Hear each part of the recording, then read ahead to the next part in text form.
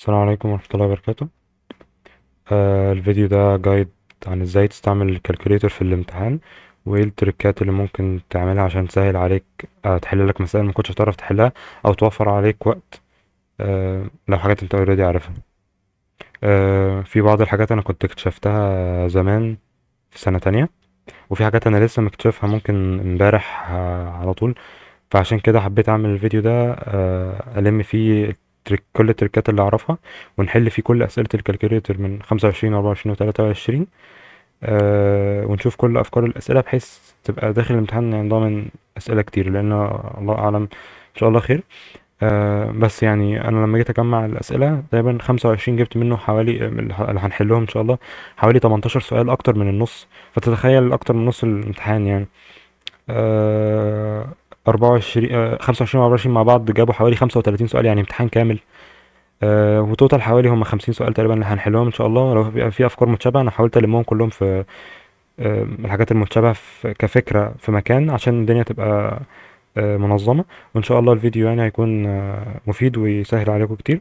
وما تنسوناش من دعائكم يعني. وانت كده كده غير اسئله الكالكوليتر في اسئله انا ما جبتهاش، بس يعني في اسئله اللي هو يعني انا جبت الاسئله اللي ممكن الكالكوليتر يسهل عليك، لكن اسئله اللي هو ان انا احط واعمل شيفت سولف مثلا مش جايبها كتير، ممكن سؤال ولا حاجه. لان هو دي مش ما تعتبرش اسئله كالكوليتر. لو هن الديفينيشن بتاعك اسئله كالكوليتر هو كده، يبقى كل الامتحان اسئله كالكوليتر. اللي احنا بنتكلم على اسئله الكالكوليتر بس يقدر يحلها، او كالكوليتر يسهل عليك الموضوع. بس مش هنطول اكتر من كده. وما تنسوش والد زميلتنا حبيبة ساري في ستيم اسكندرية من دعائكم، ربنا يرحمه ويغفر له ويصبرها ويصبر أهله جميعا يعني. إن شاء الله الفيديو ده يكون صدقة جارية عليه. دي الحاجات اللي هنعملها يعني. خلينا نبدأ بالليميتس، هي ما تجيش عليها أسئلة كتير لكن نراجع عليها سريعا. ده كان سؤال جه في 25. سؤال ما كانش أسهل حاجة، محتاج إن أنت تعمل لوبيتال رول، علشان لو عوضت بالزيرو هنا هيطلع undefined، فهتعمل ديريفيتيف اللي فوق على ديريفيتيف اللي تحت، وحوارات كده خنيقة. آه هو عايز ام كي. ماشي. احنا عارفين لو فاكرين في الليميتس، طريقة الليميتس ان احنا كنا بنعوض عن الزيرو في الكالكوليتر ب 0.00001. اعذروني لو الخط بس مش كويس، لان انا الماوس عانيت شوية عشان اعمله يعني، معلش يعني الوقت ضيق شوية. ان شاء الله هحاول الخط يكون كويس، مش هنكتب كتير برضه ان شاء الله. طيب فاحنا المفروض بنعوض عن 0.0001 مكان الاكس. ماشي. طب احنا معانا ام كمان، هنعمل ايه؟ آه فرغم ان هو ممكن حد يفتكر ان خلاص طالما في variable او unknown تاني، او في ثلاثة unknowns كمان مش هنعرف نحلهم، لا. انت ممكن تعوض طالما هو كيس عن two variables وهتضربهم في بعض في الاخر، فانت ممكن تعوض برقم مكان الام، وفي الاخر تشوف هل هو الرقم يعني لما تضربه في الكي هل هو اللي طلع لك ولا لا. انت هتعوض الرقم عن الام وتحل الليميت عادي، تجيب كي تضربهم في بعض وتشوف الرقم اللي طلع. تعالوا نجرب. خلينا نقول ام equal to، فده هيبقى لن 2x plus 1 باور 3. خلي بالكوا باور 3 دي على اللي جوه، يعني هي لن 2x plus 1 باور 3. ده جوه اللن، مش لن باور 3. لان لن باور 3 هتبقى عامله زي كده، لن باور 3 زي كوزاين سكويرد مثلا. ماشي. ف نزلت الكالكوليتر دي. انا عارف ان معظمنا معاه الكالكوليتر البيضة او اللي هي السودا اللي شبه البيضة. بس دي برضو ان شاء الله نوضح عليها. هو مثلا انت تفهم التريك، انا نفسي معايا الكالكوليتر البيضة، بس انت مجرد ان انت تفهم التريكاية تعرف تتعامل مهما كان. يعني هي في البيضة هتلاقي لما تدوس مود هتلاقي حاجات مختلفة. فانت عادي بدل ما تلاقي مثلا الفيكتور 8 هتلاقيها 5، وهتلاقي مثلا كلام متغير شوية، بس انت تحاول تفهم يعني. خلينا نحل السؤال الليميتس ده. كل اللي هنعمله ايه، هنكتب الايكويشن زي ما هي، ده بالنسبه للليميت. فهنكتب لن 2x plus 1 all power 3. بس خلي بالكوا محتاجين نوضح له ان هي باور 3، ان هو ما يفهمش غلط يعني. فنحط القوس الاول جوه، والقوس هو اللي عليه باور 3 على x. تمام. بس فانت هتدوس كالك وتحسبها ل 0.0001، حاجه قريبه من الزيرو جدا. ماشي. هيطلع لك 5.9999 اللي هي 6. يعني الكلام ده كده طلع equal 6. معذرة. يبقى كده الكلام ده كله equal to، يبقى 36 over k equal 6. ماشي. يبقى k بكام؟ يبقى k ب6 هي كمان. طيب انا دلوقتي عايز احسب m في k. m بكام؟ ب2. وk بكام؟ ب6. 6 times 2 12. بس شكرا. ماشي. وده السؤال الليميتس الوحيد اللي معانا، ما جاش عليه تاني تقريبا في الامتحانات دي، بس خليك عارف يعني. طب خلينا نخش على شويه اسئله derivatives. هتفهموا قصدي بالديريفيتيفز، لان في نوع تاني هقول لكم عليه، وده الاكتر حاجه منتشره، وده اللي فعلا الكالكوليتر منقذه فيه شويه. وخلينا نكمل يعني. اوكي، ده سؤال derivative. بيقول لك ان x equal tan y. هو عايز x squared في y داش اللي هي الديريفيتيف. ماشي. طيب احنا عايزين x squared سهله اهي. ماشي. y داش الديريفيتيف اجيبه ازاي؟ طيب هات الاول y. ماشي. انت معاك x equal tan y، هات y in terms of x. بكل بساطه هتعمل ايه؟ انت لو جيت حليت السؤال ده من غير الكالكوليتر، يعني انت ايه اللي بتعمله الحل بتاعها؟ هتاخد ديريفيتيف للطرفين، هتبقى 1 بتساوي سيك سكويرد واي. تودي 6 سكويرد الناحية التانية هتبقى كوزاين، وتعوض يطلع لك الإجابة بساين سكويرد واي. بس لو احنا من غير لو احنا مش عارفين ده مثلا، أو ما جاش في بالنا عادي. عايزين هات بس الواي الأول. فواي، اعمل شيفت 10 للطرفين، مش هي 10 واي ايكوال اكس، يبقى واي ايكوال شيفت 10 اكس، صح؟ معلش نكمل. فاحنا جبنا ان واي ايكوال شيفت 10 اكس. طيب عايزين نجيب الديريفاتيف بتاعها. انت مش عارف الدريفت بتاع شيفت تاني عادي، انا مش فاكر انا كمان والله. بس مش مهم يعني، المهم انت وصلت لحاجه تقدر تحطها على الكالكوليتر، صح؟ فهي بقت اكس بار 2 في ديريفاتيف الكلام ده، صح؟ طيب هات الكالكوليتر. ماشي، اكس بار 2 في ديريفاتيف. اه في ديريفاتيف شيفت 10 اكس، واختار لك اكس كده. قول مثلا 0.5. طلعت. لا ايه ده، وحش اوي.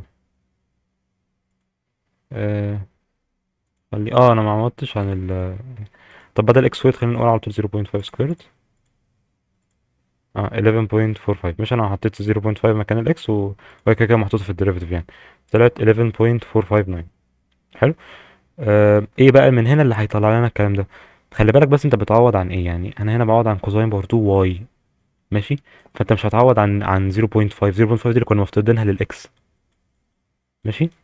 فلو هتعوض عن الواي الاول، هات واي، صح؟ صح، الواي هي ايه؟ شيفت 10 0.5، ما احنا لسه جايبينها. فانت شوف يعني لو هتعمل هنا كوساين باور 2 واي، يبقى هتعمل دي. لو اكس يبقى هتحط 0.5 على طول. خلينا نجرب دي، لان عارفين ان هي الاجابه. ساين شيفت 10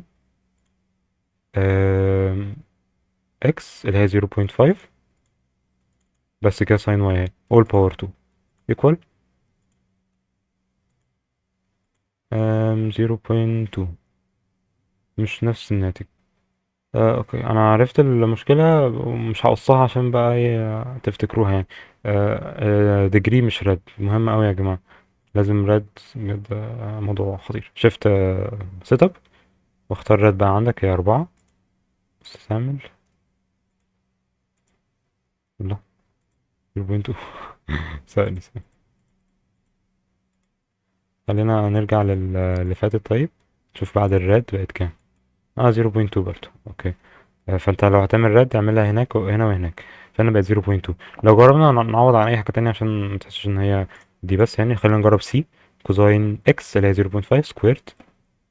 طلعت حاجه تانية خالص. والاول واحده اللي هي كوزاين واي اللي هي شيفت تان 0.5 سكويرد. طلعت 0.8. فالاجابه دي. طيب عملنا ايه؟ احنا بس جبنا واي سهله قوي، عملنا شيفت تان. بعد ما جبنا واي in terms of x، قدرنا نعوض في الايكويشن دي، بقت x باور 2 شيفت 10 x. بس ده اللي احنا بقينا عايزين نحسبه، صح؟ صح. معلش الديريفيتيف بتاع ده دي باي دي اكس. طيب بس فحطينا في الكالكوليتر وحطينا الديريفيتيف، وعوضنا عن اكس برقم، وفي الاختيارات عوضنا عن اكس او واي برقم، وطلعت الاجابه. ماشي. عيدوها تاني لو مش فاهمين، بس هي واضحه يعني ان شاء الله. ماشي. نفس الكلام، بس هو عايز الديريفيتيف، والديريفيتيف هو طلعه لنا بايه؟ يعني ده مش عايز ديريفيتيف عادي. بس عادي الموضوع يتحل بيها برضو. هو الديريفيتيف، هو قال لك الديريفيتيف بتاع الكلام ده طلع الحاجه دي مع ايه كونستنت، هو عايز الكونستنت ده. طيب انا مش فاكر الايدنتيتي دي، او مش فاكر الديريفيتيف بتاع الحاجه دي. عادي تاخد الكالكوليتر تعمل ديريفيتيف للكلام ده. حط الواي زي ما هي 4. يعني اول هنعمل ديريفيتيف ل 4 ساين 3x all power 2 plus 4 cosine 3x all power 2 plus 4 tan 3x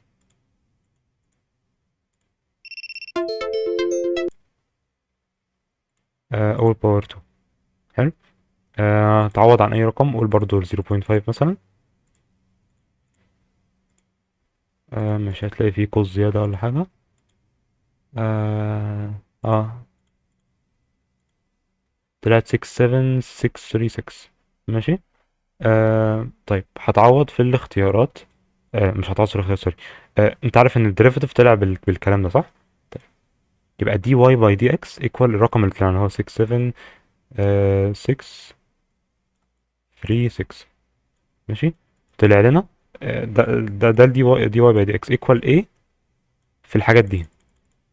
طيب احنا عايزين ايه؟ والاكس بكام؟ ما احنا قلنا الاكس ب 0.5. عوض عنها هيتبقى لك القانون الوحيد ايه، صح؟ يعني مش فاهمين؟ ادي او طلعنا الرقم ده، صح؟ او دي واي باي دي اكس، صح؟ بيساوي الاكس بتاعتنا اللي هي الايه اللي احنا عايزين نحسبها دي الانون يعني، تايمز سك اللي هي 1 اوفر كوزاين 3. والاكس احنا قلنا افترضناها ب 0.5 سكويرد تايمز تان 3 تايمز 0.5. شيفت سولف عشان تجيب الايه، هتطلع لك ب 24. شفت الموضوع سهل ازاي؟ حرفيا عوضنا برقم، جبنا الديريفاتيف او الديريفاتيف اللي هنا، قسمنا على الكلام ده، جبنا الكلام ده كله وديناه هناك، قسمناه على الديريفاتيف عشان جبنا الايه لوحدها. بس كده.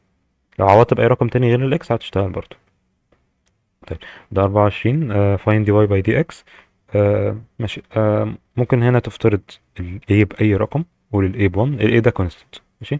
بس هي دي سهله يعني تتحل بالديريفاتيف عادي. بس قول ان انت نسيت لاي سبب من الاسباب، او جالك سؤال شبهه ما عرفتش تحله، قول الاي ب 1. ماشي. فبقى اكس باور 2 بلس واي باور 2 ايكوال 1. حلو. يبقى واي هاتها in terms of x هتبقى سكوير روت 1 minus x سكويرد. اوكي. ماشي. اللي بعد كده عايزين الدي واي باي دي اكس. ماشي. هات الكالكوليتر بتاعتنا. دي واي باي دي اكس. ليه الواي بتاعتنا هي 1 minus روت 9 minus x سكويرد. هات اي حاجة، احب 0.5 يعني. هتطلع لنا بنيجاتيف 0.577. احفظ الرقم ده معاك وعوض في الاختيارات، شوف انهي واحد اللي طلع كده. نجرب بي. انا مش فاكر كانت بي ولا ايه والله. نجرب ايه الاول. هي نيجاتيف اكس على واي دي اللي هي ايه، اللي هي روت 1 ماينس اكس سكويرد. اعمل كالك وعوض عن الاكس، احنا افترضناها بكام 0.5. طلعت نفس الرقم الحمد لله. يبقى هي ايه. ماشي. تاني اللي احنا عملناه، بس انا عوضت عن الاي اللي هو كونستنت، عوضت عنه برقم، فجبت واي ان terms اوف اكس زي ما عملنا في المسألة اللي قبلها. وبعدين عملت في الكالكوليتر ديريفاتيف وافترضت الاكس برقم، قلنا نص. طلع لنا دي واي باي دي اكس برقم. حلو. جربنا في الاختيارات انه واحده فيهم مناسبه، بس بدل هنا انا مش معايا الواي، بس الواي انا عارف ان هي بتساوي الكلام ده، فانا خليت الواي بتساوي الكلام ده عشان يبقى اكس الوحيده الحاجه اللي اعوض عنها. فعملتها عادي ودوست كالك والاكس اخترتها 0.5. آه وطلع لنا الرقم ده. كالك دي بس اللي بتعملها ان هي بتحلها لك وانت بتعوض لك عن اكس برقم يعني. ماشي. ممكن لو انت بدل ما تكتب كده ممكن تكتب هنا 0.5 عادي.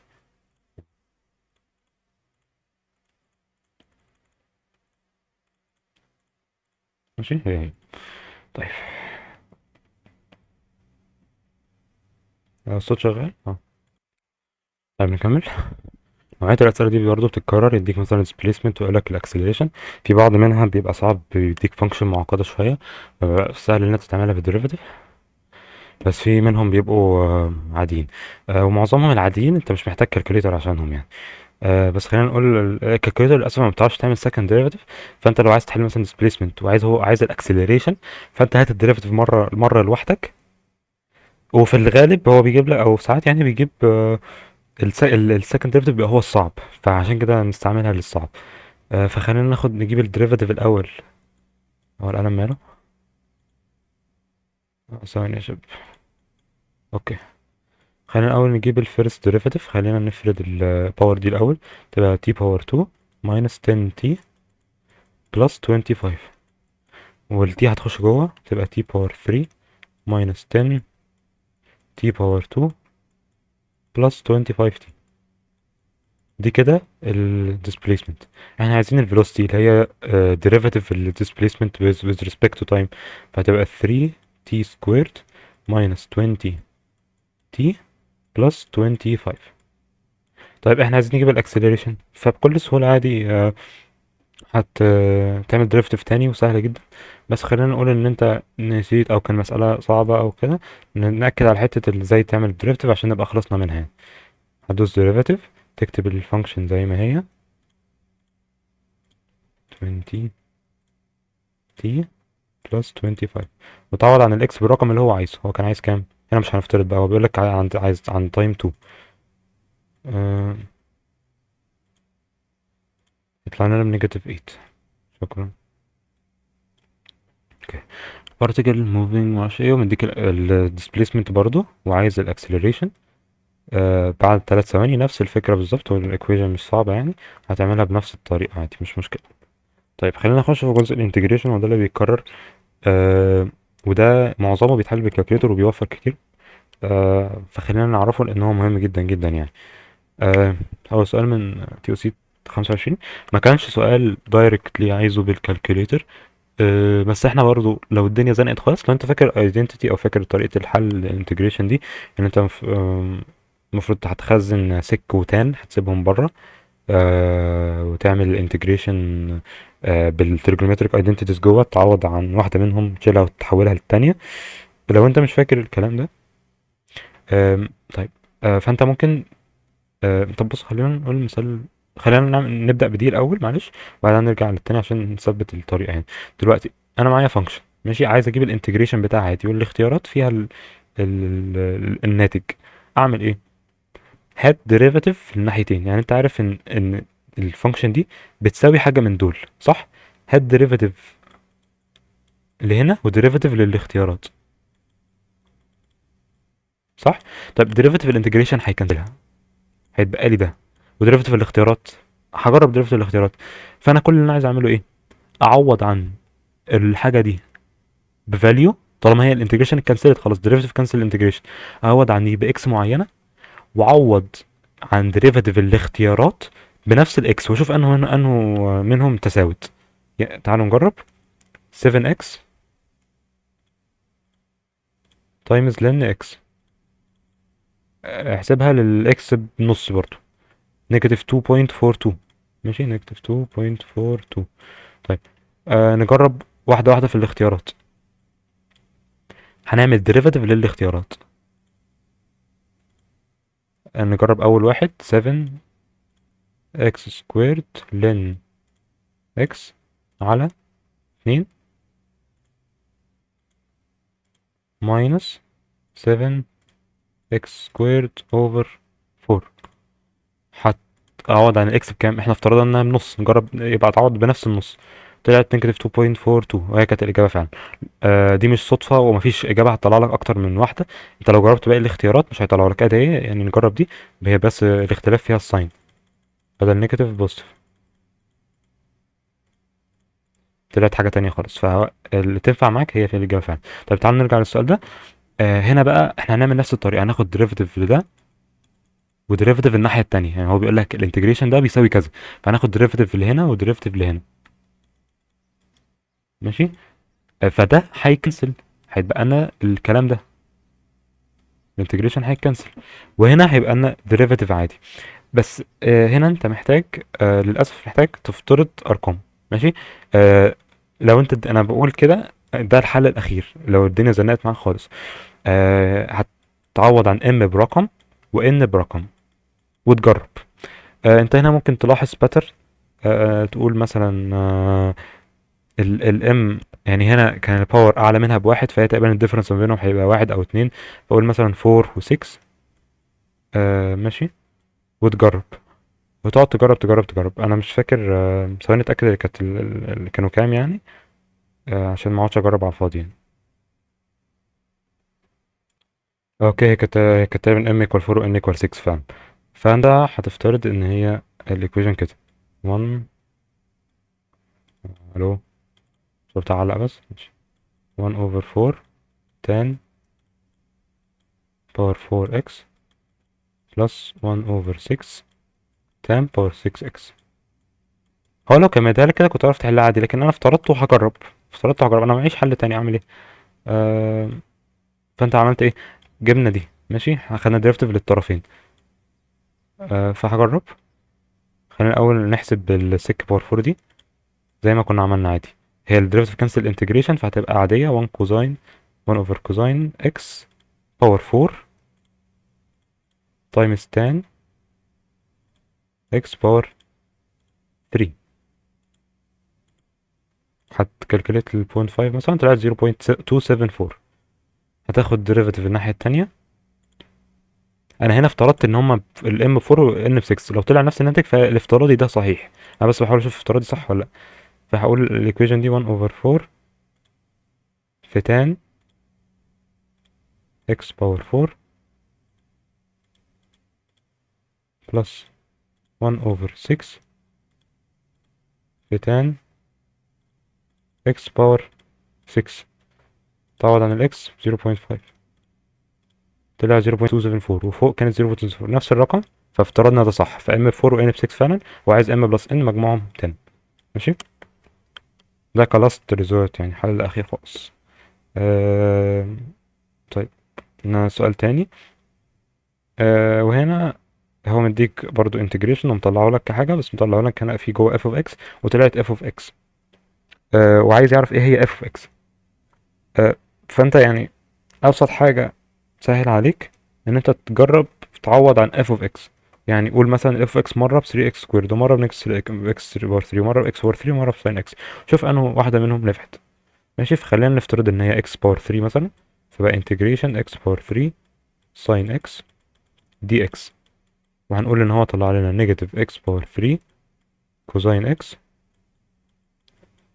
بلس انتجريشن 3 اكس سكويرد كوزاين اكس. طبعا انت لو عارف الرول هتعرف ان الاجابه فعلا اكس باور 3 على طول، علشان طلع هنا ديريفاتيف بتاعها هنا، ودي بتبقى الديريفاتيف بتاع الاف اوف اكس. فاهم؟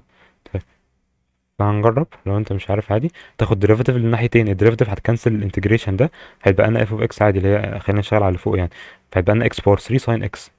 نعملهم عادي اكس باور 3 ساين اكس.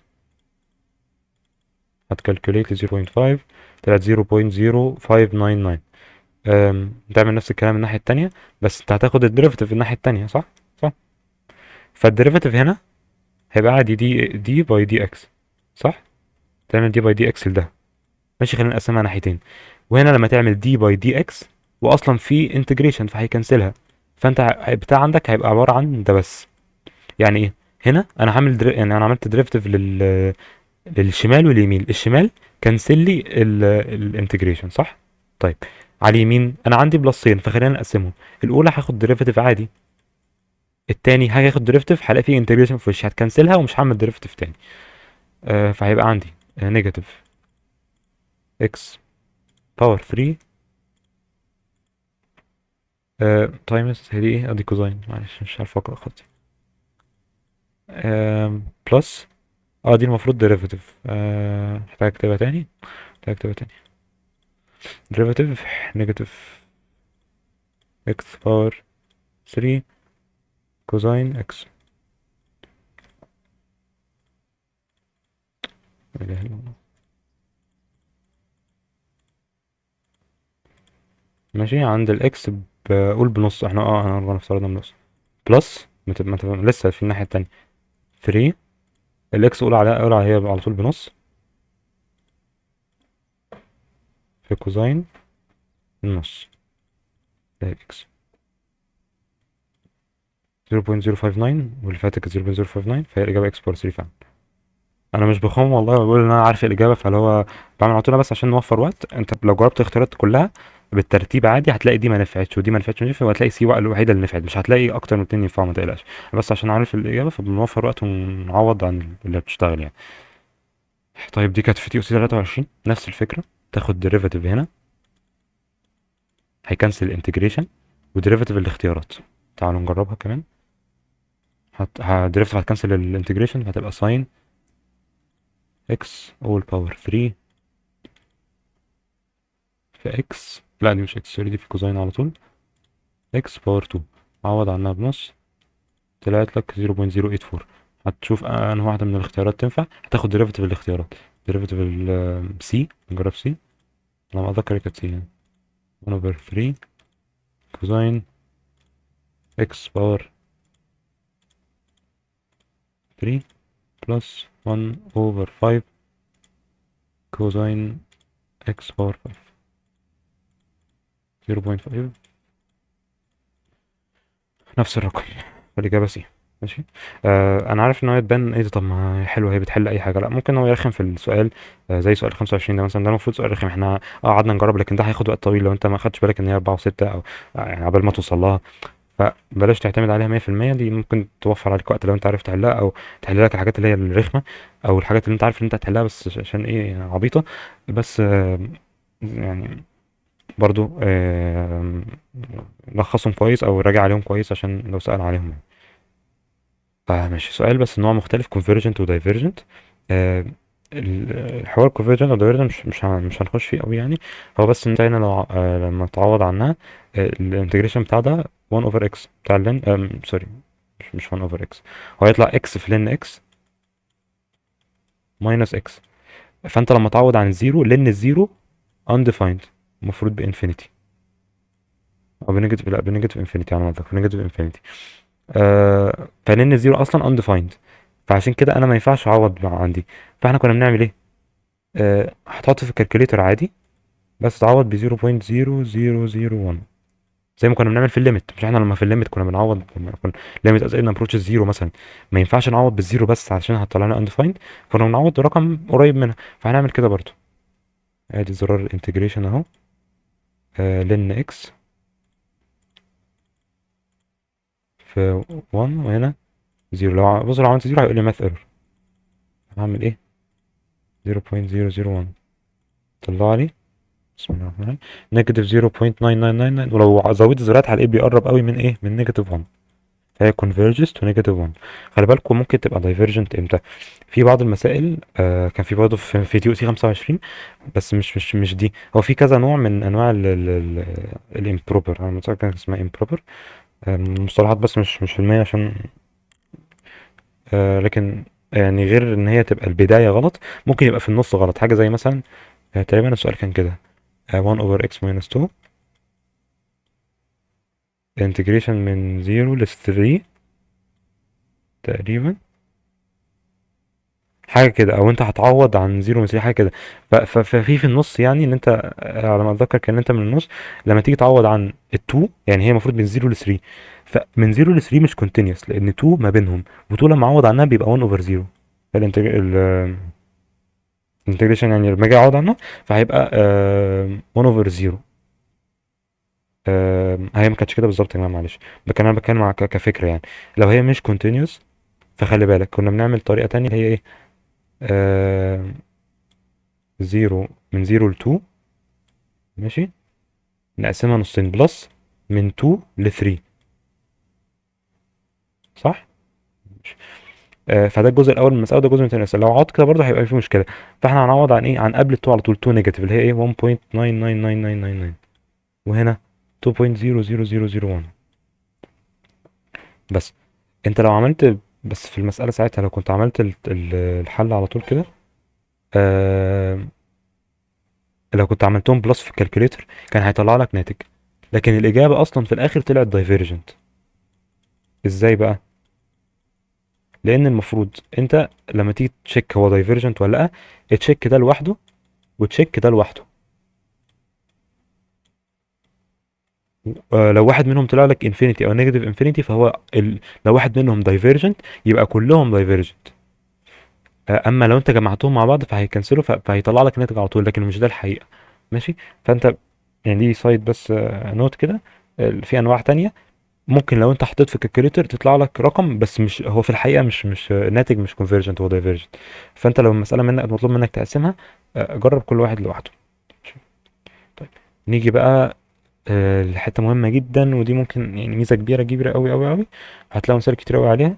بس في نوت بس ان هي ايه، هي يعني يعني قويه جدا جدا، بس خلي بالكم مش دايما اكيوريت. وهقول لكم مثال على ان هي مش دايما اكيوريت ليه. يعني لو زنقت معاك خالص في الوقت او كده تمام، لكن هقول لكم ليه مش دايما اكيوريت. خلينا نقول مثال. ده انفليكشن، هو عايز انفليكشن بوينت بتاع فانكشن. انفليكشن بوينت احنا عارفين الكونديشن بتاعها ان السكند ديريفيتيف عند اكس معينه ايكوال زيرو. ماشي. طيب خلونا نجيب الفيرست ديريفيتيف الاول، احنا قلنا الكالكوليتر ما تجيبش السكند ديريفيتيف، خلينا نجيب السكند ديريفيتيف. هيساوي 2 هتنزل جوه، دي باور رول عادي، فت 2 لين اكس. وفي الديريفيتيف اللي جوه ديريفيتيف اللين اوف ان اكس ايه اللي هي 1 اوفر اكس. 1 اوفر اكس دي تايمز معلش. ماشي. طيب ده كده الفيرست ديريفيتيف. طيب السكند ديريفيتيف ممكن اللي هو اللي يغلبنا شويه، فهنعمله بالكالكوليتر. ايه بقى اللي احنا الكونديشن اللي احنا عايزينه؟ احنا قلنا ان السكند ديريفيتيف عند اكس معينه ايكوال زيرو. انا ما اعرفش الاكس دي. احنا كنا لما نيجي نحط في الكالكوليتر كنا بنقول خد اهو حاجه معينه 2 لن اكس تايمز 1 اوفر اكس، صح؟ وكنا بنقول الاكس بتساوي مثلا 2، وقول له احسب لي الديريفيتيف. لكن انا مش عايز كده، انا عايز ان الديريفيتيف نفسه طلع لي في الاخر بزيرو. فدي حاجه انا جديده انا اكتشفتها، ان انت ممكن تحط هنا الاكس نفسها. يعني انا عايز اشوف ايه الاكس اللي هتطلع لي في الاخر ايكوال زيرو، صح؟ فانا عايز ان نفس دي حرفيا انا عملت ده في الكالكوليتر اهو. حطيت الديريفاتيف، بس بدل ما نقول اكس ايكوال رقم انا حطيت الاكس بيساوي فاريبل معين، وده اللي انا عايز احسبه. وسويت الديريفاتيف في الاخر بزيرو، وهدوس شيفت سولف. ودي طريقه يعني فعلا تسهل عليا كتير قوي. آه ممكن عملت حاجه غلط. تو ممكن هو مش قابل دي.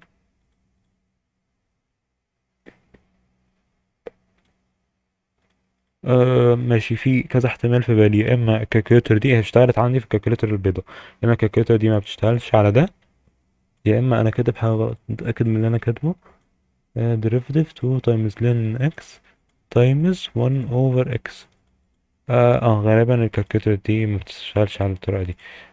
خلينا نجرب 1 مثلا. شيفت سول syntax error. طيب ماشي.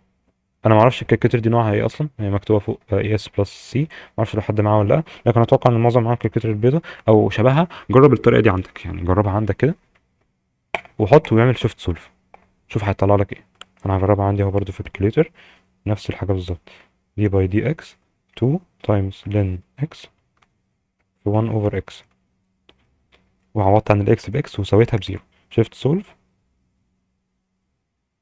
انا حاولت والله ادور على كالكوليتر بيضة، لكن انا اصلا دورت كتير قبل ما الاقي كالكوليتر فور فري يعني. فدي كانت فري ترايل اصلا اللي لقيتها. طلعت لي عملت على الكالكوليتر طلعت لي 2.718. طلعت لي 2.718 اللي هو ايه، اللي هي الاي الاويلر نمبر. ماشي. فانا عارف ان السكند ديريفيتيف عند الاي هيساوي زيرو. حلو. فالانفليكشن بوينت هي الاي، دي الاكس بتاعها. الواي بتاعها ايه؟ هتعوض عن الفانكشن الاساسيه، لان الاي ب 1، 1 باور 2 1. فالاجابه دي. ماشي. آه بقى ايه يعني اتوقع ان شاء الله تكون فهمت. انا بس عملت الاكس كفاريبل وسويتها بزيرو، طلع لي الاكس باي. فالاي دي هي الفيكشن بوينت. عايز اجيب الواي بتاعها الكورسبوندنج بتاعها، فهعوض عنها في الاف اوف اكس عادي. طيب آه يا ربي تاني. اه المشكله في ايه؟ ان الانفليكشن بوينت كان ليه كذا كونديشن، يعني الكونديشن ده مش هو الكونديشن الوحيد. كان في كونديشن تاني ان هي تشينجز كونفكسيتي او كونكيفيتي. يعني ايه؟ يعني تكون جايه من، يعني لو دي الفانكشن مثلا، فتكون جايه من كونكيف داون مثلا لكونكيف اب. اما حاجه زي دي مثلا هي جايه من هي دي كده changes concavity. لا لا، دي مش سوري، دي مش inflection. انا بتكلم لو كده مثلا، دي كده concave down، وبعدها بقت concave up. هي بقت عم بصل فوق، بعد كده تبصل تحت. دي كده ماشي، ممكن نقول عليها inflection point لو السكند derivative طلع بزيرو. اما حاجه زي اللي قلناها مثلا، دي لو هي مش بتغير الكونكافيتي، لو كان دي بصل تحت ودي كمان بصل تحت، او قبلها وقبلها كان نيجاتيف وبعدها نيجاتيف مثلا في السكند ديريفاتيف، فدي ما ينفعش نقول عليها انفليكشن بوينت. فعلشان كده الطريقه دي دايما مش بتشتغل. لكن آه عشان بس ما كنتش وترتكم، الطريقه دي بتشتغل امتى او تكون واثق ان انت تعملها امتى؟ لما تكون انت متاكد ان كده كده مفيش غير حل واحد ينفع.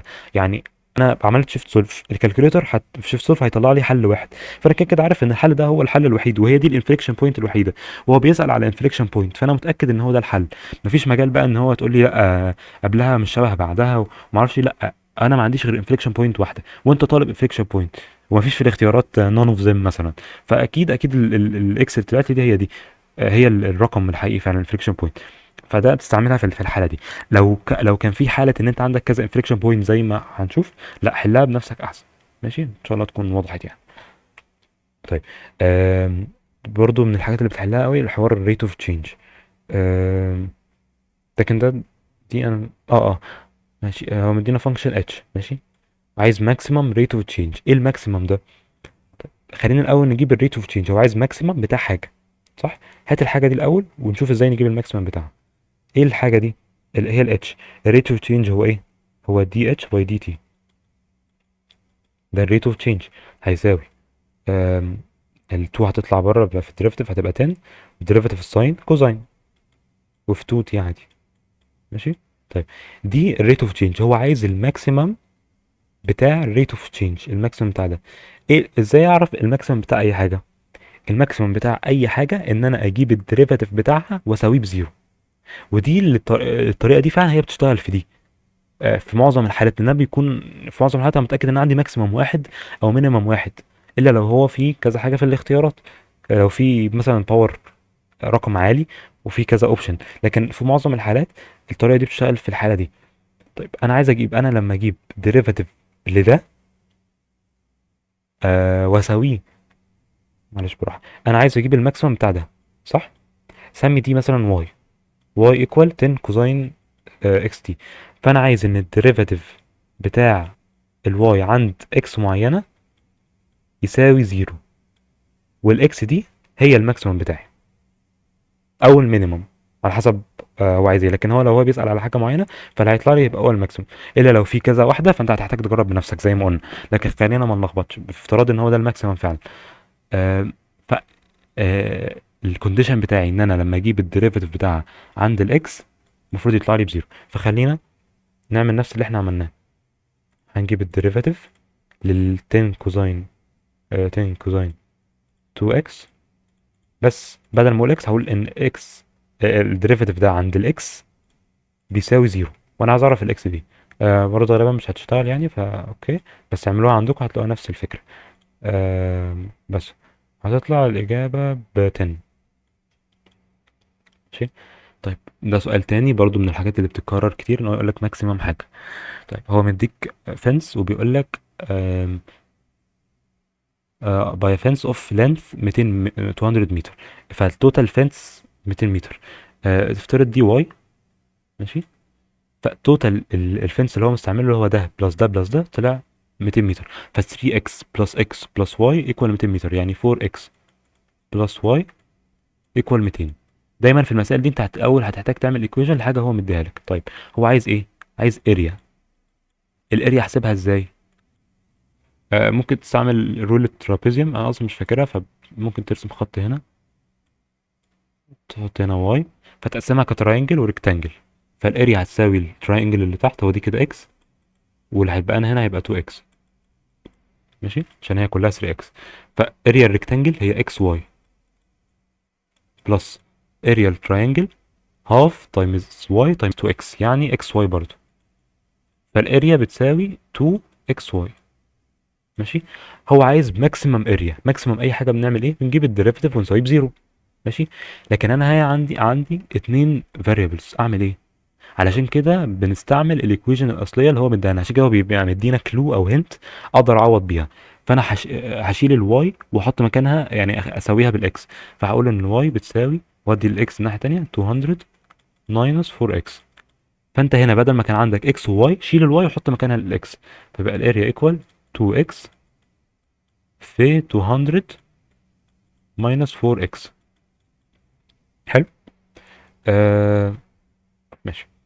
هتعمل بس فانت عايز الديريفيتيف بتاع ده، دي اي باي دي تي عند اكس ايكوال اكس معينه انا ما اعرفهاش، عايزها تساوي زيرو، وهي الاكس دي اللي هتبقى كده. بس هتحط البتاع ده هتحط الايكويشن زي ما هي كده. خلينا نعملها 2x في 200 minus 4x. تحط الاكس بتساوي الاكس، تساويها بزيرو، تعمل شيفت سولف هتطلع لك الاكس بفاليو معين. والفاليو دي هتبقى هي الماكسيمم لان مفيش غيرها. آه انا مش فاكر صراحه هو كان طلعها على طول ولا لا، ولا ساعات لو في اكتر من واحده الشيفت تول بيطلع لك الاجابه اللي انت مش عايزها. ففي الحاله دي حلها بايدك عادي، لكن في معظم الاسئله اللي حلتها كانت بتطلع يعني لو هي ما كانش مرخم في الحته دي، هو يعني بيكون هو في اكسيه واحده. انا مش فاكر الاجابه ايه يعني، بس نرجع للامتحان هنا. كان سؤال رقم 8. ايه ماشي. هنا بس خلي بالكم احنا طلعنا الاكس بفاليو معينه، انا مش فاكر كانت ايه والله، لكن قول احنا طلعنا الاكس طب ثانيه احسبها عشان اعرف اطبق على اللي عايز اقوله. ماشي، احنا لما عملنا شيفت سولف طلعت اكس ايكوال 25. ماشي. فده كده الاكس اللي عندها ماكسيمم. خلي بالك هو بيسأل عن الاكس اللي عندها ماكسيمم زي السؤال اللي فات ده مثلا. آه كان فين يا رب؟ لا مش هنا برضه. ماشي. خلي بالك هو بيسأل هنا عن كده ولا بيسأل عن الماكسيمم اريا ذات نفسها؟ لو بيسأل عن الماكسيمم اريا فانت بعد ما تجيب اكس محتاج تعوض تاني. ادي الاريا اهي، انت جبت الاكس اللي عندها يكون ماكسيمم. خلاص احسب الماكسيمم بقى اللي هو 2 تايمز، نحسبها هنا 2 تايمز 25 في قوسين 200 ماينس 4 اكس اللي هي 25. طبعا هيطلع لك 5000، فهي دي الماكسيمم اريا. اما لو قال لك الاكس اللي عندها الماكسيمم اريا هتكون 25. ماشي. هنا حته اللوكال ماكسيمم واللوكال مينيمم، الكونديشن بتاعها كان الديريفاتيف الاول ايكوال زيرو. نفس الفكره بتاعت الانفليكشن لكن هنا ديريفاتيف على طول. ونفس الفكره اللي نبه عليها بتاعت خلي بالكو، خلي بالكو لو في اكتر من اكس تنفع، لكن هي هنا هتنفع عادي. خلي بالكوا بس لو في اكتر من اكس، آه... لو في اكتر من اكس فخلي بالكوا ممكن ما تكونش ماله كان ماكسيمم مثلا او كده. آه... هنعمل هنا لن 2x على x سكويرد عند x equal x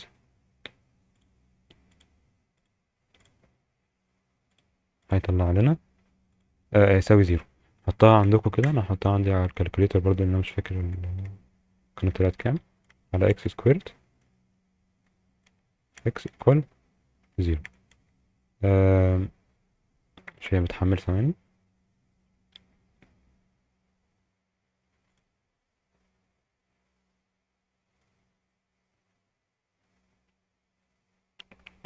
هوقف الفيديو لحد ما اتحمل بقى عشان الكالكوليتر تعبت تقريبا. طلعت لي 0.824. خلي بالك اقول لكم على حاجه برضه، هي كانت في الاول ما طلعتليش الاجابه، بس انت لما تيجي تدوس شيفت سولف لاي حاجه مثلا، تيجي تدوس شيفت سولف قبلها بيقول لك اكس ايكوال كذا.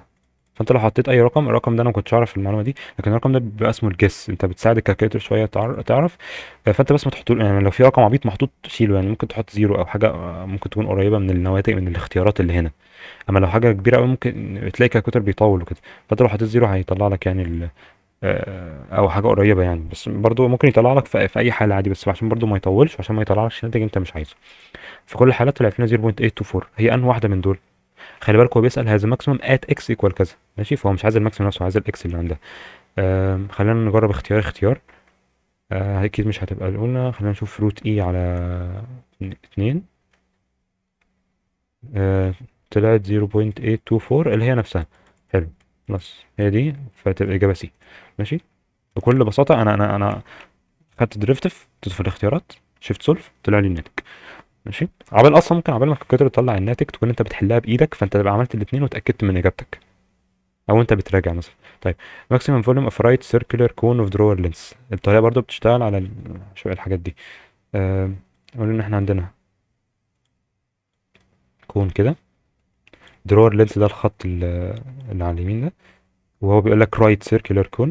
فانا لو نزلت كده، ده ال H هيبقى perpendicular، وعندي ده الراديوس.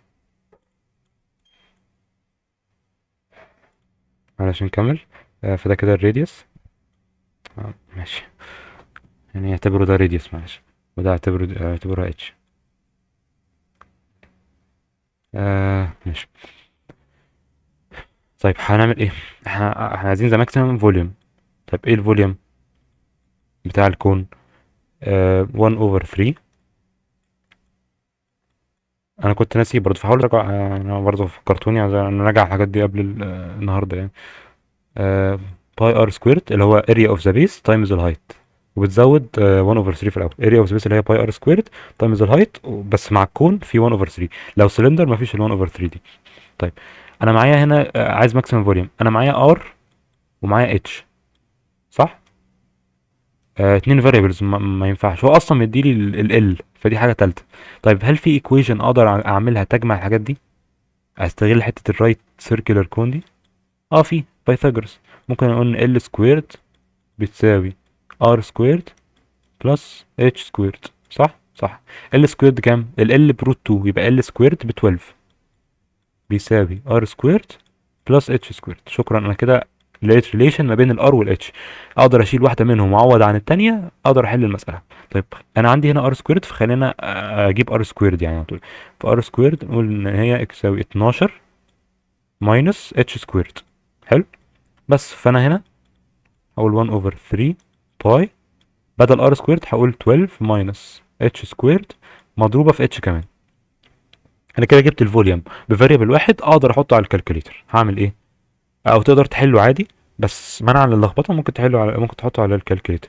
أم... هنجيب نفس الكلام. احنا عايزين ده عايزين ماكسيمم فوليوم، فاحنا عايزين ديريفاتيف الفوليوم بزيرو عند اكس معينه انا ما اعرفهاش. فهحطها زي ما هي 1 اوفر 3 في باي 12 ماينس اكس سكويرد مضروب في اكس، وهقول ان الاكس دي بتساوي اكس معينه، وهساويها بزيرو، وهدوس شيفت سولف. ماشي. الإجابة كانت، ثواني هحطها عندك كالكوليتر، هي كانت تقريبا 16 اوفر 3. هطلع لك الاكس، ثواني هحطها على الكالكوليتر برضه عشان ابقى معاكم. الإجابة طلعت ب 2. الار طلعت ب 2. دي الار، الاتش معلش، الاتش طلعت ب 2. ماشي. دي اللي عندها الماكسيمم. حلو. هعوض عنها عشان اجيب الماكسيمم فوليوم، عايز الماكسيمم فوليوم، فهعوض عنها هنا عن الاتش ب 2 واطلع الفوليوم، هيطلع 16 اوفر 3 باي. في ناس ممكن الكالكوليتر تطلع لها نيجاتيف 2، فلما تيجي تكسب هيطلع لها ناتج نيجاتيف 16 اوفر 3، واحنا عارفين ان الفوليوم دايما بوزيتيف، فما ما ينفعش يعني تاخدها كابسولوت، ممكن برضه. دي نوعية أسئلة برضه بتتكرر كتير، نفس الفكرة. find two numbers whose sum is 15 and sum of their squares is least، يعني هو عايزها minimum. خلينا الأول نشوف هو عايز ايه. sum of their squares x power 2 plus y power 2 equal الsum معين. هو عايزه the least، يعني عايز minimum. نفس الفكرة برضه، هو عايز الديريفاتيف بتاعه يساوي زيرو. طيب انا معايا فانكشن اهي x باور 2 بلس y باور 2، تو unknown، يعني انا محتاج واحد منهم بدلالة التاني اعوض عنه علشان يبقى عندي unknown واحد، صح؟ استعمل اللي هو مديهولك، هو السم از 15، يبقى x بلس y equal 15، صح؟ يعني y equal 15 minus x. حلو. يبقى هنا بدل ما احط y هقول x باور 2 بلس 15 minus x all squared، ده بيساوي الاس، صح؟ طيب عشان اجيب ليست اس فهاخد ديريفاتيف لده، ماشي، واقول عند x equal x، وهنا هيبقى بزيرو، وهعوض هشوف هيطلع لي كام. هيطلع لي x equal 7.5، دي اللي عندها المينيمم. ماشي. طيب عايز اجيب الواي بتساوي 15 ناقص x، هو عايز 2 نمبرز. ماشي. الواي بتساوي 15 minus x، 15 minus 7.5 يعني 7.5 برضو، فالرقمين هم 7.5 و 7.5. شفت سهل ازاي؟ حل تاني لو انت مش عايز تعمل كده، ببساطة جدا جدا جدا برضو تحل المسائل اللي فوق دي، وهو ان انت تعوض باللي جوه. يعني انت يعني ايه؟ هو مديني تو كونديشنز، ان الارقام مجموعهم 15 والصم بتاع السكوير اقل حاجه، فانا هعوض 7 ونص 7 ونص. هل مجموعهم 15؟ اه. طيب هل مجموع السكويرز بتاعهم اقل حاجه؟ هجرب. الستة والتسعة مجموعهم 15؟ اه. 10 15 مجموعهم 15؟ اه. 7 8 مجموعهم 15؟ اه. فانا هجرب هجرب 7 سكويرد بلس 8 سكويرد، وهجرب 10 سكويرد بلس 5 سكويرد، وهكذا، واشوف انه واحد هيطلع لي الاقل واحده واختاره. الموضوع سهل برضه، ممكن تجربها ممكن تحلها بكذا طريقه. ده برضه تي سي 24. نفس الفكره. جايب لي رايت سيركلر سيلندر الفوليوم بتاعها 100. ماشي. فاحنا محتاجين الاول نحط قانون الفوليوم قبل ما نشوف هو عايز ايه اصلا. الفوليوم بتاع السلندر عشان بيتكرر كتير المفروض تبقوا عارفينه 4 اوفر 3. ولا ده السفير باين ثانيه. بسم الله الرحمن الرحيم. السلندر لا السلندر مش 4 اوفر 3. السفير هي ال 4 اوفر 3. السلندر هي كده، فهي area of the base times the height يعني باي ار سكويرد اتش. طيب دي الفوليوم اللي احنا عايزين نجيبها. برضو عندنا هو عايز لا دي الفوليوم هو مديها لنا بكام؟ ب 100. حلو، ده الجيفن بتاعه. هو عايز المينيمم سيرفيس اريا. ايه الاريا؟ الاريا هي اللاترال اريا بلس اللاترال اريا بلس اريا اللي فوق والاريا اللي تحت، فهي الاريا الجانبيه زائد ده واريا ده واريا ده. فاللاترال اريا بتساوي اريا بريمتر اوف ذا بيس تايمز الهايت، يعني 2 باي ار اتش بلس 2 باي ار سكويرد، واحده لده وواحده لده، فهي بتساوي في الاخر 2 باي ار اتش بلس 2 باي ار سكويرد. حلو. انا عايز المينيمم سيرفيس اريا. ماشي. آه فانا نفس الكلام عادي، بس انا معايا هنا ار ومعانا اتش، فانا معايا اتنين انون، بس الحمد لله انا معايا ايكويجن هنا اقدر بيها اخليهم انون واحد بس. صح. صح. شيل الاتش وحط مكانها ار مثلا، اي حاجه منهم تنفع.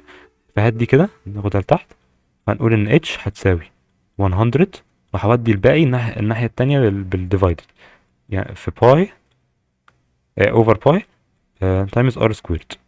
بس دي كده الاتش صح. عوض عنها بهنا، اريا هتساوي 2 باي ار ايه. الاتش هعوض مكانها ب 100 عشان يتبقى لي ار سكويرد بس، عشان يبقى لي ار بس. على باي ار سكويرد بلس 2 باي ار سكويرد زي ما هي. الباي دي هتتكنسل مع الباي دي، والار دي هتتكنسل مع الار دي، هيتبقى لي 200 على 4 على ار بلس 2 باي ار سكويرد. دي كده الاريا. انا عايز المينيمم اريا، اعمل ايه؟ ومعايا انون واحد، خلاص سهل. هات ديريفاتيف عند اكس معينه ايكوال اكس وساويها بزيرو. شوف الاكس هتطلع لك بكام، والاكس اللي هتطلع لك دي عوض عنها بس. شفت الموضوع سهل ازاي؟ على ما اتذكر الاجابه كانت سي، على ما اتذكر ان شاء الله يعني، او انتوا جربوها يعني مش هتخسر حاجه. بس الموضوع سهل يعني. طيب تاني فانكشن، وبيقول لي ايه الماكسيمم value of y occurs امتى؟ when. الماكسيمم هو ايه؟ الديريفاتيف زي ما هي حطها في الكالكوليتر، او ممكن دي تحلها بايدك عادي، تجيب الديريفاتيف فيرست ديريفاتيف، لكن خلينا بان الفيديو عن الكالكوليترز يعني. هتحط بتاع زي ما هي ديريفاتيف عند لن الاكس على الاكس هتساويه باكس، يعني ده عند الاكس هتساويه بزيرو، هيطلع لك الاكس بتاعتك، وهتختارها. ثانية اعملها عندي ها، ديريفاتيف لن اكس على اكس.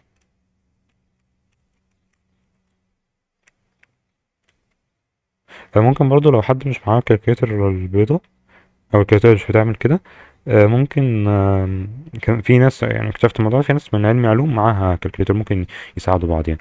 طيب الاكس طلعت لي ب 2.718 اللي هي اويلر اي، فالاكس طلعت لي ب، فهو بيقول لي when is the maximum value occurs، فوين دي يعني عند انه اكس يعني عند الاي. شكرا، مسألة سهلة يعني. نفس الكلام what is the maximum value of f of x، لكن هو بيسأل عن الماكسيمم نفسه. خلي بالك يعني يعني الموضوع قلب انجليزي يعني، بس when is the maximum value occurs يعني بتحصل عند x equal كام. what is the maximum value of f of x يعني عايز الماكسيمم ذات نفسه. نفس الكلام عادي، هاخد الديريفاتيف يساوي بزيرو، أه وهطلع الاكس واعوض عنها اجيب الماكسيمم. او في حاجه تانية لو هي كوزين، انا عايز الماكسيمم بتاع البتاع ده صح. الحاجه الوحيده المتغيره عندك الكوزين. ايه اعلى فاليو للكوزين؟ ان هي تبقى 1. كوزين سكويرد اعلى حاجه ان هو يبقى 1 صح. خلاص يبقى اعلى، افترض ان الماكسيمم هو 1، ف 2 تايمز 1 ماينس 3 يعني نيجاتيف 1. لو عملتها بالخطوات عادي هيطلع لك هي، لكن انت لو لقطت دي ممكن تسهل على نفسك. عايز المينيمم بتاع ده. جميل. آه دي على طول يعني. عارفين انا شفت المساله عملت كده، لكن برضه حاول تحلها بنفسك الاول تجنبا لو في آه لو في بسم الله الرحمن لو في اكتر من ناتج. ماشي مش ناقصاه يعني ويطلع هو يحط لك حاجه تنفع اكتر من حاجه. فحاول مع نفسك وخلي دي مثلا تاكيد على اجابتك او حاجه. هتساويها عند الاكس هيطلع لك زيرو. ثواني بالمره كده اللي انا عندي 4 اي باور اكس. ممكن تسكيبوا الحته دي قبل ما اكتبها.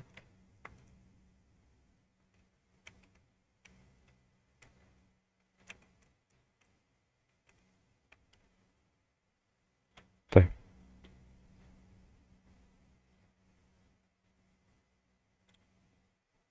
اوكي.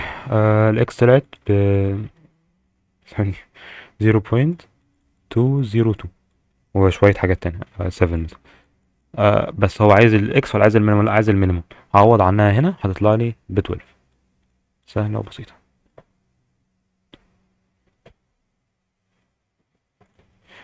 السؤال ده انا قصدت اجيبه علشان اوضح لكم قصدي بحتة ان ممكن كذا اجابة تنفع. خلي بالكم هنا كان بيسأل عن انفليكشن بوينتس وكان في كذا بوينت، وممكن هنا اختيار ان في 0 و 3، ففي اكتر من انفليكشن بوينت. طريقة الكالكوليتر مش هتنفع في دي، لان انا لازم اتشيك كل بوينت هتنفع ولا لا. احنا عندنا كذا كونديشن، ان السكند ديريفيتيف يساوي بزيرو، وهنا ان هي بتغير الكونكيفيتي او كونفكستي. فانا لازم اشوف قبلها وبعدها. قبل يعني السكند ديريفيتيف قبل الاكس، يعني الاكس اقل منها يعني less than زيرو، ده قبلها. وبعدها يكون bigger than زيرو او العكس، يعني بوزيتيف بعدها نكتب او نكتب بعدها بوزيتيف. ده لازم اتشيكه بنفسي. ماشي. آه بس فهتحل المسألة دي بإيدك عادي، ودي سهلة يعني. انت الديريفيتيف هنا سهل، تجيب سكند ديريفيتيف مرتين وتساويه بزيرو. ماشي. التركاية في السؤال واللي حاطط السؤال هو عارف كده ان هو في واحدة منهم ما تنفعش، الزيرو مش هتنفع، هتلاقي ان قبلها مش نيجاتيف. خلينا نحلها بالمرة يعني. هتاخد السكند ديريفيتيف هيطلع لك 60 اكس باور 2 ماينس دي 5 20 اكس باور 3. ماشي. ده السكند ديريفيتيف، واحنا قلنا عشان نخليه انفليكشن بوينت لازم نساويه بزيرو.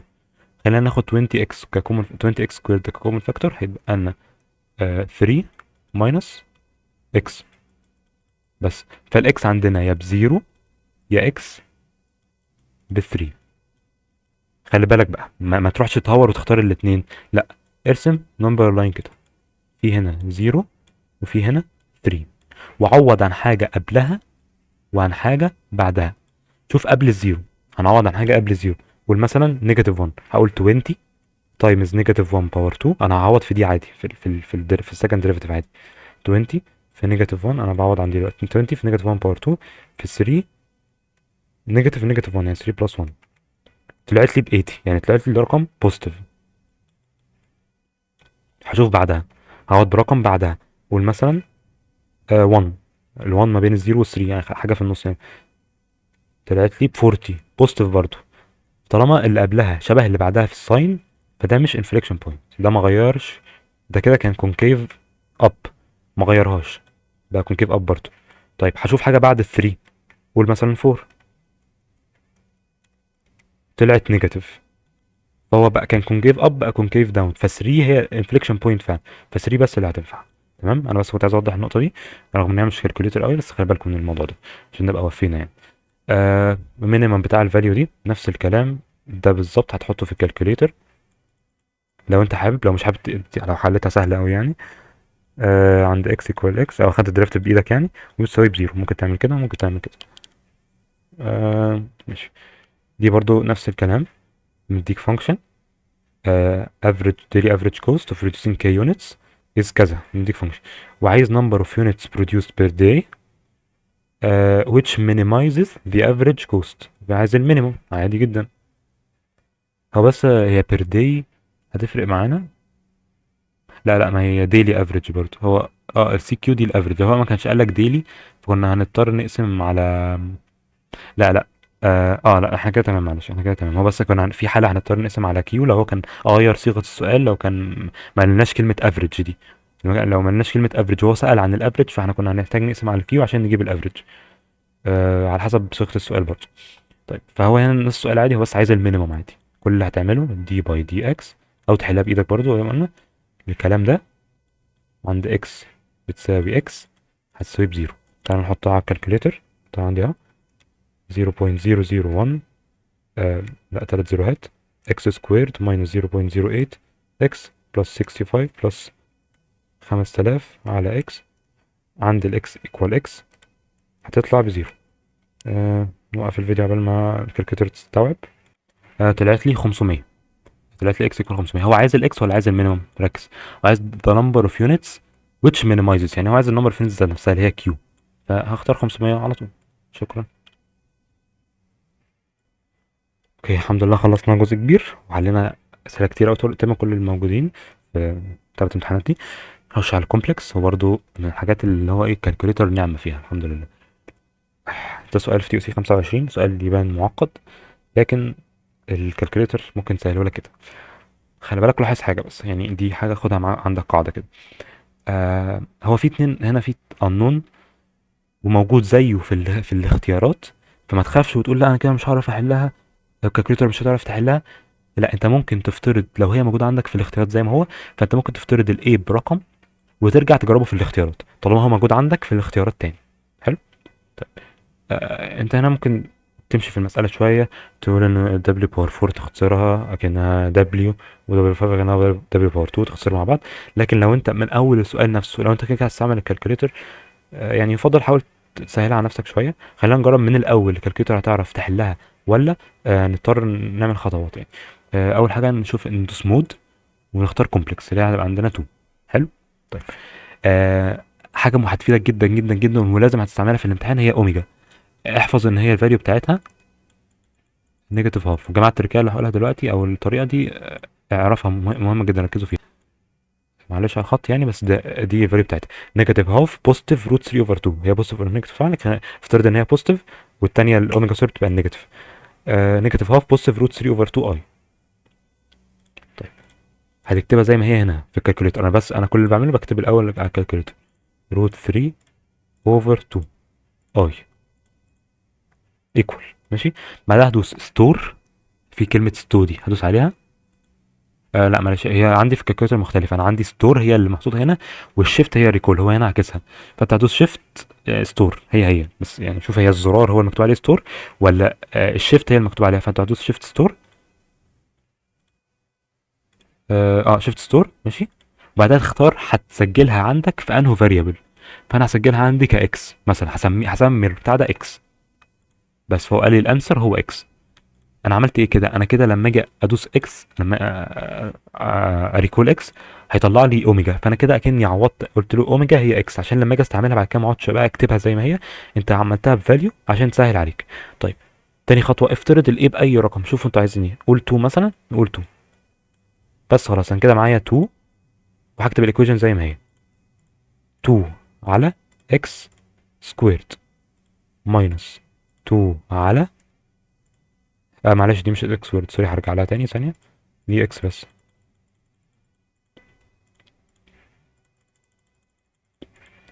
بلس 3 تايمز 2 على x باور 4 ماينس 3 تايمز 2 على x باور 5. خلينا السكويرد ايكوال مش ايه المشكلة، 2 over x minus 2 over x squared plus 3 times 2 minus all power 2. هتأكد عندي في الكالكوليتر مشكلة في الكالكوليتر دي ولا المشكلة في حاجة أنا كاتبها؟ ثانية أتأكد وأرجع لكم. أنا طلعت لي في الكالكوليتر بتاعتي البيضة إن أنا كتبت نفس البتاع وطلعت الإجابة عادي جدا. أنا مش متوقعش إن أنا كاتب حاجة غلط. حقوا عليا والله إن أنا ملقتش الكالكوليتر الحديثة. إن شاء الله يكون كلكم معاكم الكالكوليتر البيضة اللي تنفع معاها. ممكن أحاول أفكر نعمل إيه نقربها شوية. ممكن نسهل المسألة شوية. انت اوميجا 4 دي اوميجا باور 4 هي اوميجا. اوميجا بس. اوميجا باور 5 هي اوميجا سكويرد. انت بتنقص ماينس 3 ماينس 3 ماينس 3 من الباور يعني. فانت ممكن تختصر A اوفر الاوميجا بلس 3 A اوفر اوميجا فتبقى 4 A اوفر اوميجا. ماينس ولا بلس بلس؟ سيبكم من دي. ماينس دي A اوفر اوميجا سكويرد ماشي. ودي 3A اوفر اوميجا سكويرد برضو. انا قلت لها هي باور 5 هي باور 2. فهتبقى ماينس 4A على اوميجا سكويرد. كل ده باور 2. هجرب احط دي في الكالكوليتر كده ونشوف، وان شاء الله ما يكونش صوت المنبه اللي شغال بره ده عشان واصل. غالبا مش واصل. اوكي. اوكي سبحان الله لما اختصرناها شويه طلعت الاجابه هي نفس الاجابه اللي كانت عندي على الكالكوليتر. ممكن الكالكوليتر الجديده ما اطلعها لكم على طول. طلعت الاجابه نيجاتيف 192. طيب اقرب الاختيارات. احنا كنا مفترضين الاي ب 2. شوف انهي واحده هتطلع نفس الرقم. نيجاتيف 48 تايمز 2 باور 2 نيجاتيف 192 اللي هي ايه. بس شكرا شكرا شكرا. شفت الموضوع سهل ازاي.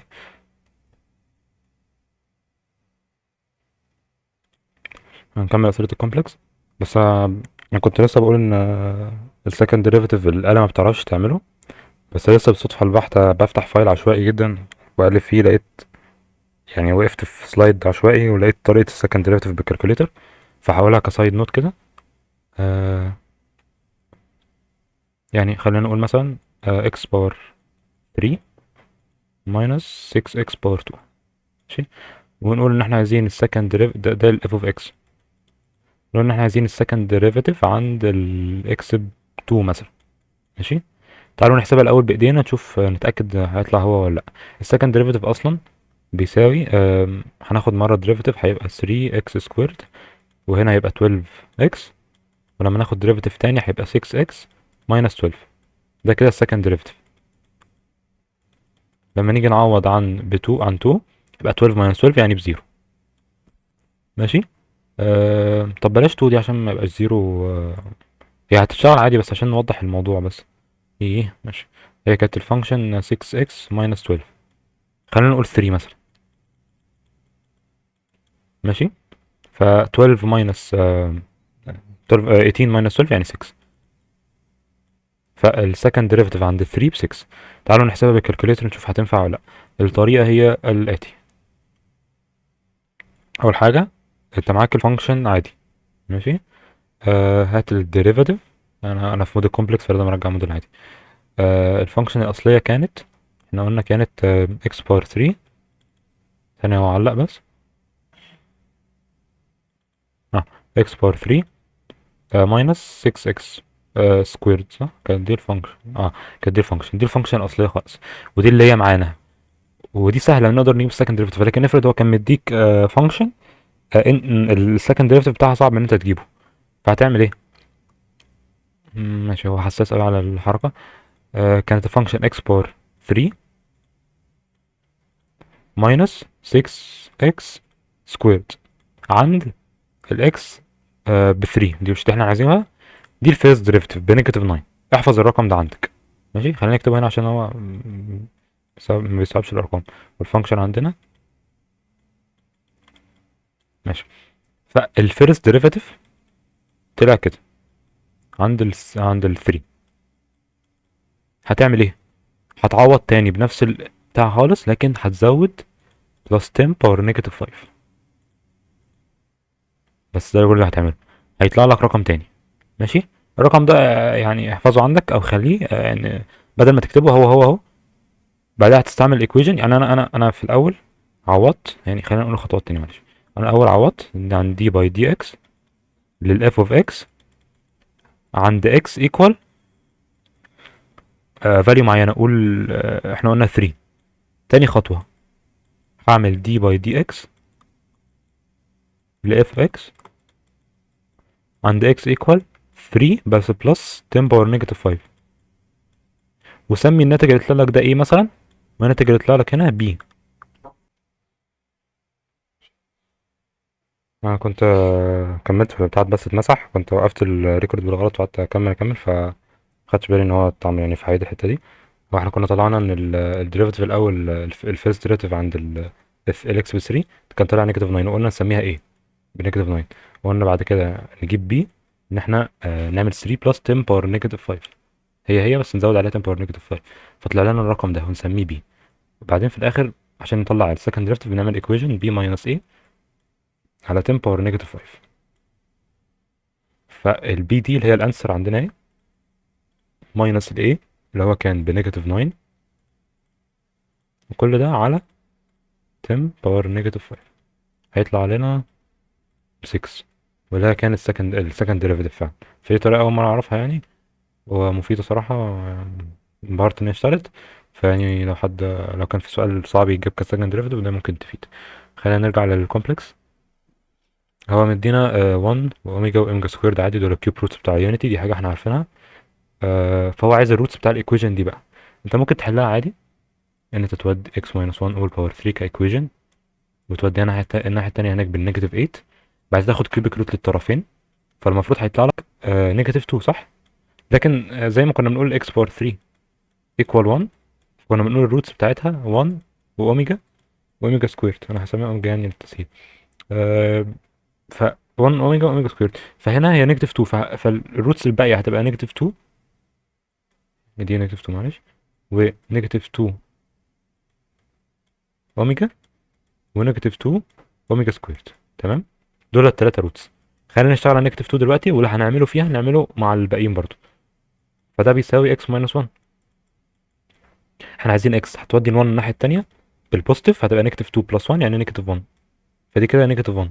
والباقيين برضو هتعمل معاهم كده، هتودي ال 1 بالبوزيتيف فهيبقى نيجاتيف 2، نيجاتيف 2 اوميجا بلس 1، ودي برضو نيجاتيف 2 اوميجا سكويرد بلس 1، اللي هي اختيار B. 1 ماينس هي بس اتشقلبت يعني، بس ده من غير كالكوليتر يعني، لو ده الحل العادي. لكن افرض ان احنا كنا ناسيين ده او ما جاش في بالنا وعايزين نحلها بكالكوليتر عادي، فهي بكل بساطه هنعمل بنفس الطريقه اللي احنا قلناها، اللي هي بتحل معظم الحاجات في نفس الشكل ده بتاع الكومبلكس. ان انت الاول محتاج تستور الاوميجا عندك، تكتبها نيجاتيف هاف بلس روت 3 اوفر 2 اي، تعمل شيفت ستور في الاكس، وبس تتعامل بقى اللي هو عايزه. هو هنا عايز ايه؟ هو عايز دول الروتس بتاع الايكويشن دي. يعني انا لو عوضت باي فاليو من دول هنا هتساتسفاي الايكويشن. خلينا نجرب نيجاتيف 1 مثلا. فلو عوضت عن الاكس بنيجاتيف 1 هتبقى نيجاتيف 1 نيجاتيف 1 all باور 3، يعني نيجاتيف 2 all باور 3 اللي هي نيجاتيف 8 بلس 8 تطلع بزيرو، اللي هو هي الايكويشن فعلا. ماشي. طيب فاحنا عايزين نجرب الباقي. احنا عارفين نيجاتيف 1 اشتغلت، فهنستبعد اختيار دي، هي يا دي يا دي يا دي، بس انا مش عارف انهي واحده فيهم اللي هتنفع. فاحنا هنجربها في عادي جدا، بس بدل الاكس هنعوض في الايكويشن بدل الاكس هنعوض باللي احنا عايزين نجربه. خلينا نجرب اول واحده اللي هي 1 بلس 2 اوميجا. ف 1 بلس 2 اوميجا اللي هي 1 بلس 2 اكس ماينس 1، انا بكتب الايكويشن اللي هناك عادي، باور 3 بلس 8 ايكوال 0. او لا مش ايكوال 0، احنا معانا الاكس وهنشوف هي ايكوال 0 ولا لا. ايكوال 16، يبقى مش ايكوال 0، يبقى دي غلط. طب تعالوا نجرب نخليها ماينس اللي هي بي، طلعت 0، فبي نفعت معانا. بس بكل سهوله انا بس كل اللي عملته هو قال لك دي الروتس، فجربتهم اشوف هم الروتس ولا لا بس. عشان كنا حلتها والريكورد مقفول فهتلاقوا الكتابه اتعملت بس. طيب ده انت لو حطيته على الكالكوليتر زي ما هو كده، يعني المساله حرفيا حطيتها على الكالكوليتر هتتحل نفس المساله بالظبط. ده حطيته كده على الكالكوليتر هتتحل. لكن انا جربت عندي على الكالكوليتر البيضه واشتغلت. جربت على الكالكوليتر بتاعت الكمبيوتر دي مش ما رضاش، قال لي سينتاكس ايرور، ماث ايرور تقريبا. فهو ما بيشتغلش مع الباور. فهقول طريقه تانية برضو تنفع لو الكالكوليتر بتاعتك ما بتعملش كده. لا لو الكالكوليتر نفعت حط جرب تحط عندك كده الايكويشن، لو اشتغلت خلاص. أه هتاكد بس ان الريكورد شغال بدل ما يكون الحمد لله ماشي.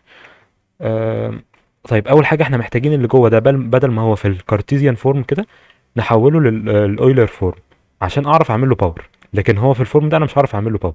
طيب خلينا نكتبه الكومبلكس نمبر ده نكتبه هنا روت 2 اوفر 2 بلس روت 2 اوفر 2 اي. ده احنا عايزين نحوله للاويلر بس انا مش عارف هو ايه. هنعملها بالكالكوليتر برضه. نكتب بتاع زي ما هو روت 2 اوفر 2 بلس روت 2 اوفر 2 اي، ونعمل له ستور. بس بلاش اكس عشان ما نتلخبطش، خلي الاكس دي بتاعت الاوميجا، هخزنه في الواي ماشي. بس كده المفروض اعمل ايه بقى؟ هتروح تكتب الواي دي،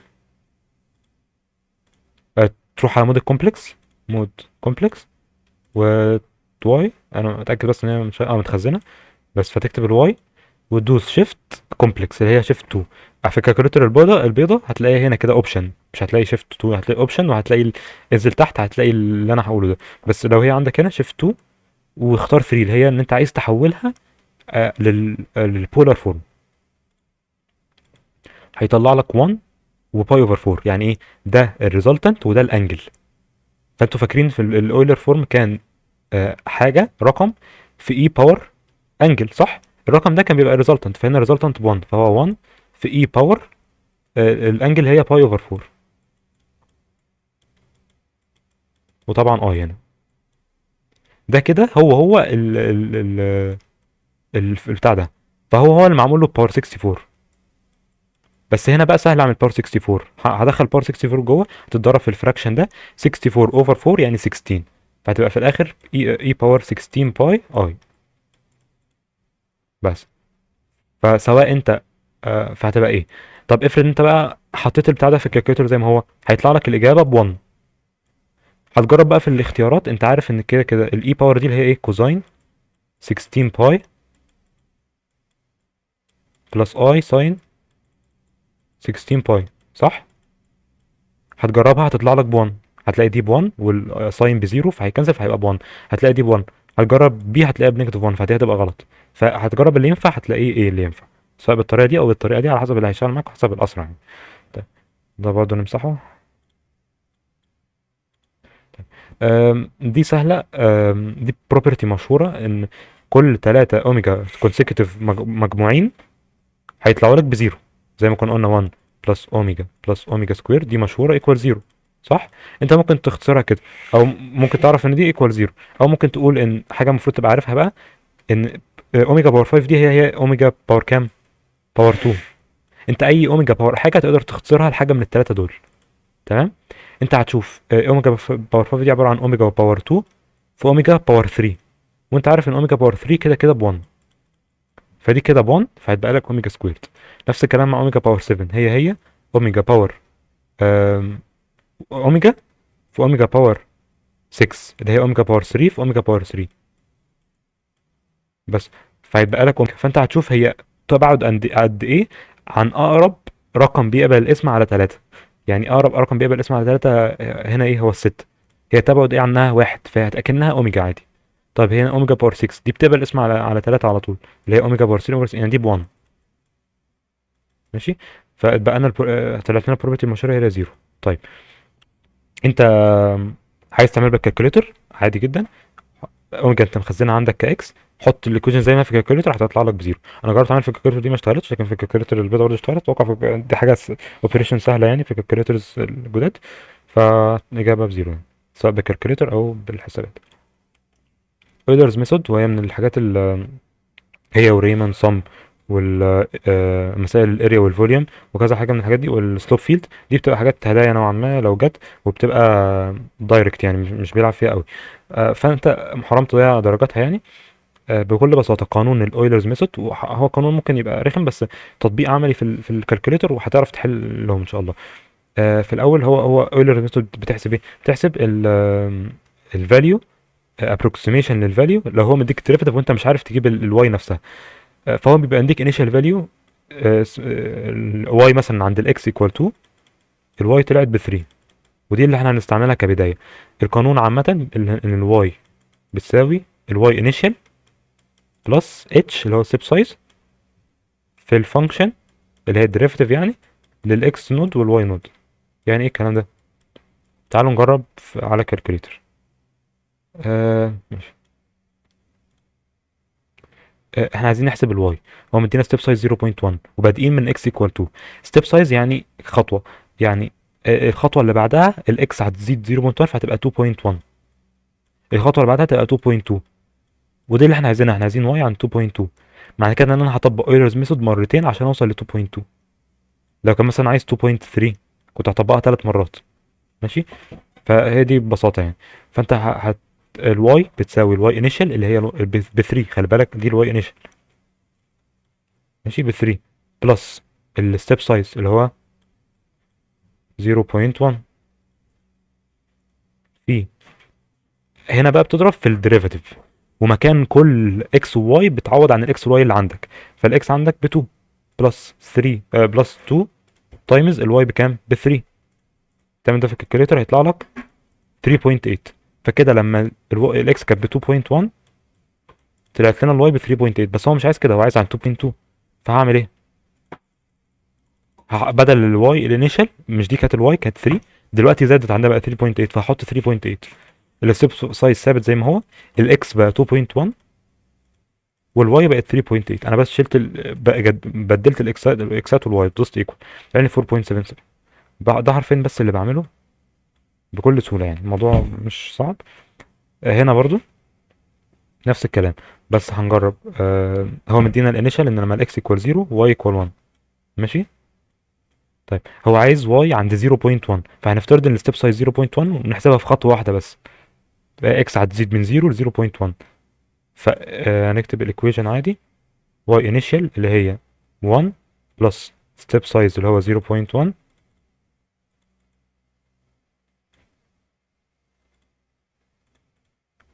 في الديريفاتيف اللي هو اكس باور 2، اكس اصلا بزيرو فهتكنسل الجزء ده، ماينس 1 تحسبها هيطلع لك 0.9 اللي هي ايه. ماشي. نيجي على حاجة تانية برضو بتتكرر وسهلة. انت بس كل اللي محتاج تعرفه ان انت تايدنتيفاي الحاجات اللي عندك.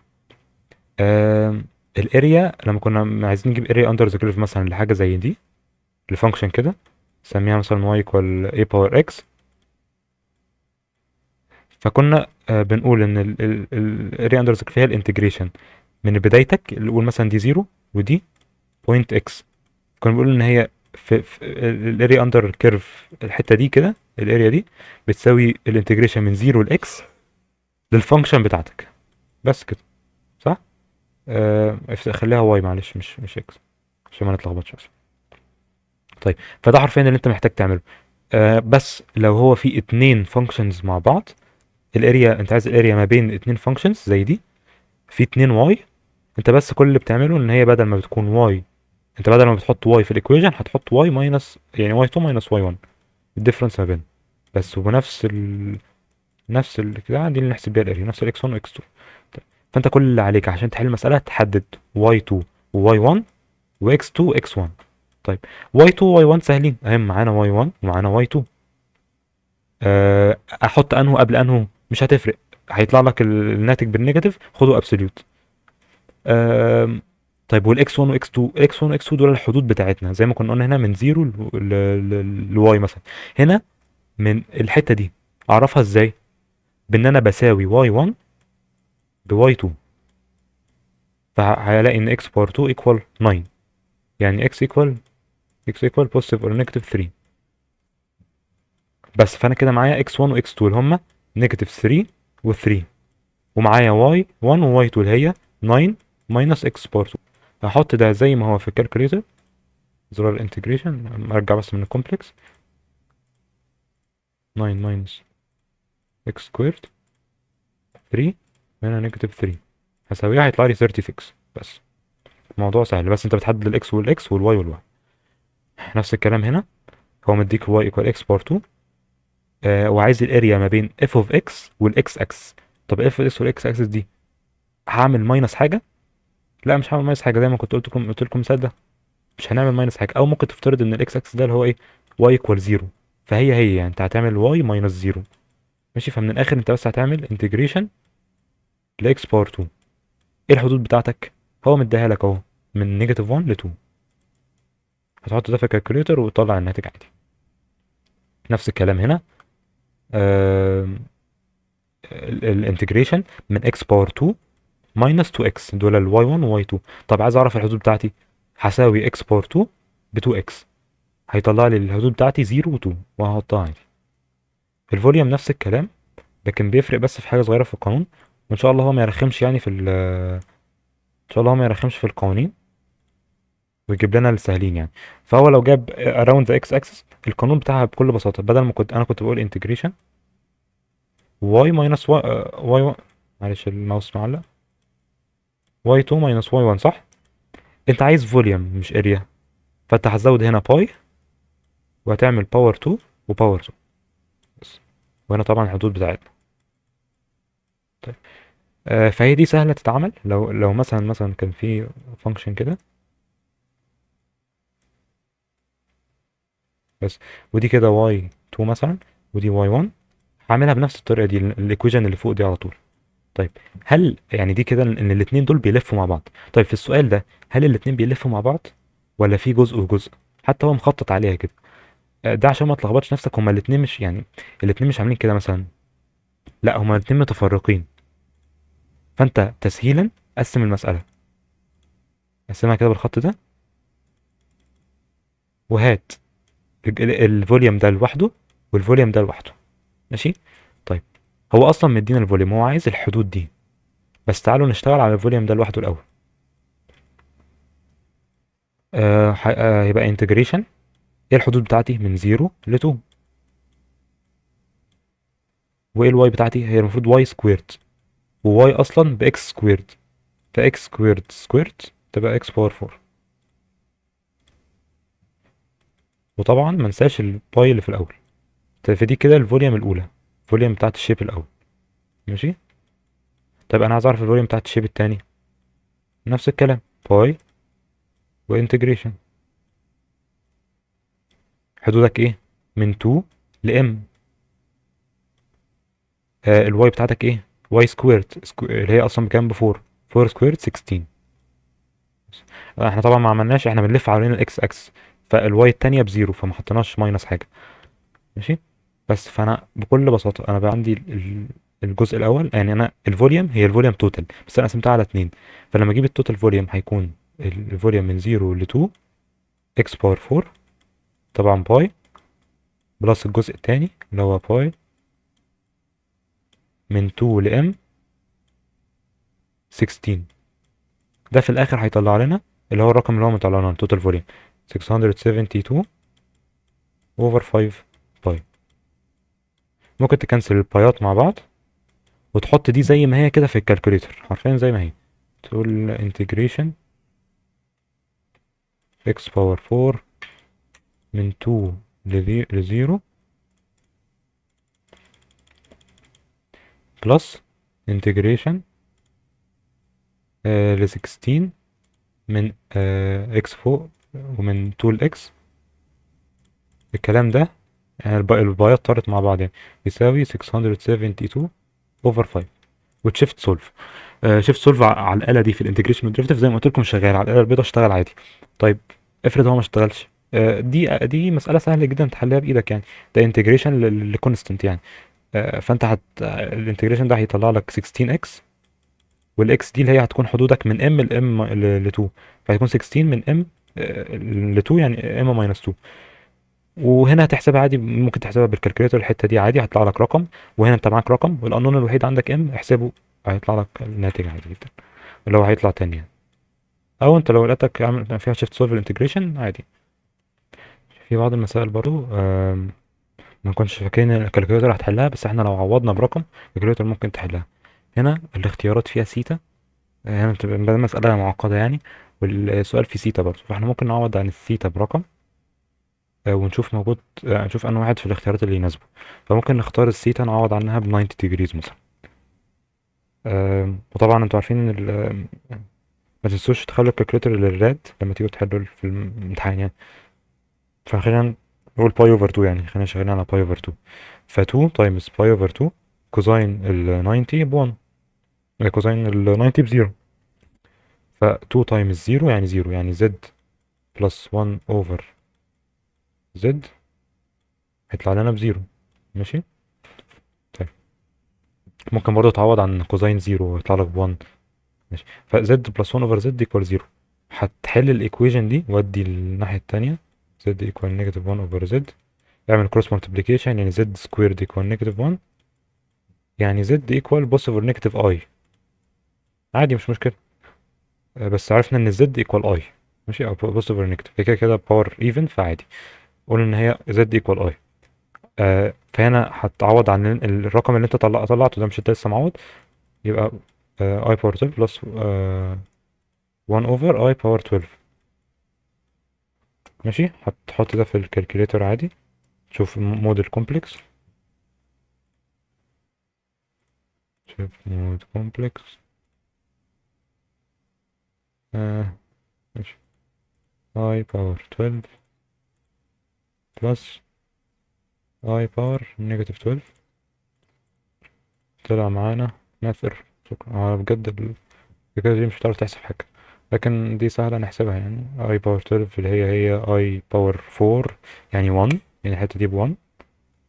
اي باور نيجاتيف 12 ممكن تتعبنا شوية، لكن هي تقريبا ب1 برضه. خلينا نحسبها على الكالكوليتر عادي، لكن دي اوبريشن ممكن تتعمل بالكالكوليتر عادي. تلاقي الكالكوليتر دي اللي صعبة يعني. طلعت ب2 عادي. ايوه، هي الاي باور نيجاتيف 12 ب2 برضه. ف1 بلس 1 طلعت ب2. فالكلام ده كله طلع ب2. فاحنا هنجرب في الاختيارات تشوف انه واحدة هتطلع ب2. اول واحدة 2 باور 5 في كوزاين 6 باي. احنا قلنا الباي افترضناها باي اوفر 2 صح؟ السيتا افترضناها باي اوفر 2. 2 باور 5 في كوزاين 6 تايمز باي اوفر 2 هيطلع معانا نيجاتيف 32. غلط، المفروض يطلع معانا ب 2. طيب اللي بعدها 2 بس من غير الباور 5 تطلع معانا بنيجاتيف 2. لا احنا عايزينها 2. طيب كوزاين 12 سيتا تطلع ب 2 صح، فدي الإجابة الصح. ماشي. لو عوضت عن سيتا برقم تاني، لو عوضت عن سيتا مثلا بزيرو، هتلاقي يا دي يا دي، هتحتاج تعوض برقم تاني كمان. ماشي. حاجة أخيرة قبل الأخيرة، ريمان سم، وده برضو سهل، حرام تضيع درجاته. آه بيبقى ليه كذا حالة، ممكن يبقى right end point أو left end point.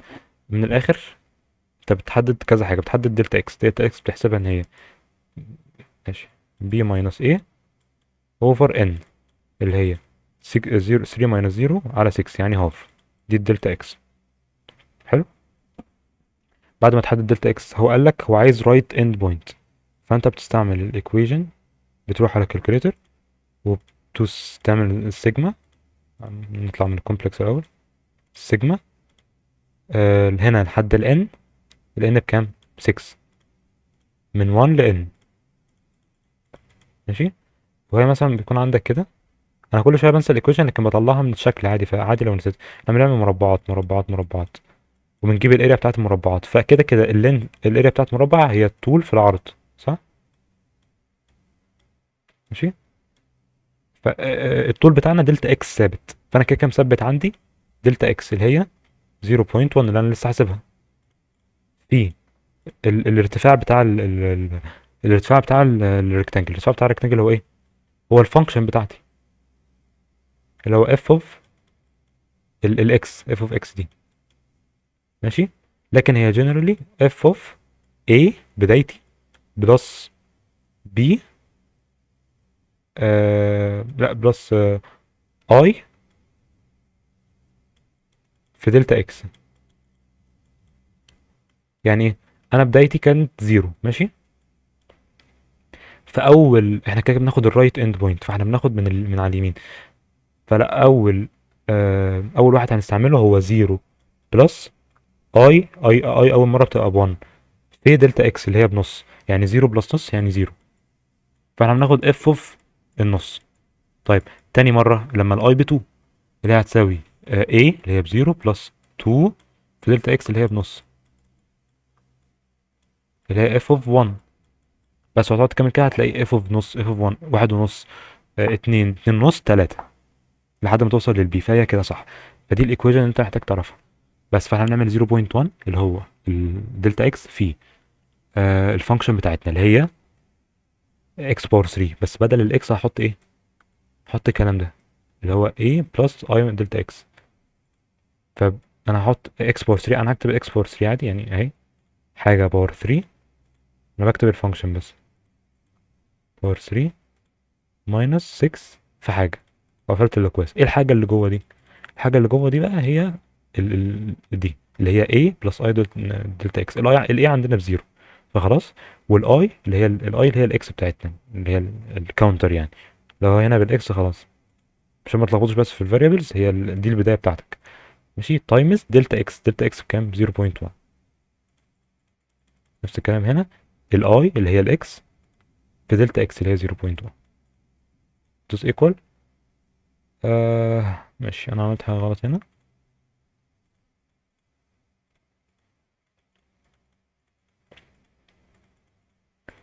0. لا هي مش 0.1 معلش، هي 0، هي 0.5.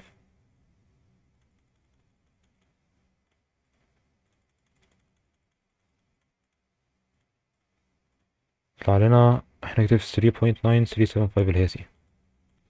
بس رجعوا عليها سريعا وهي سهلة يعني.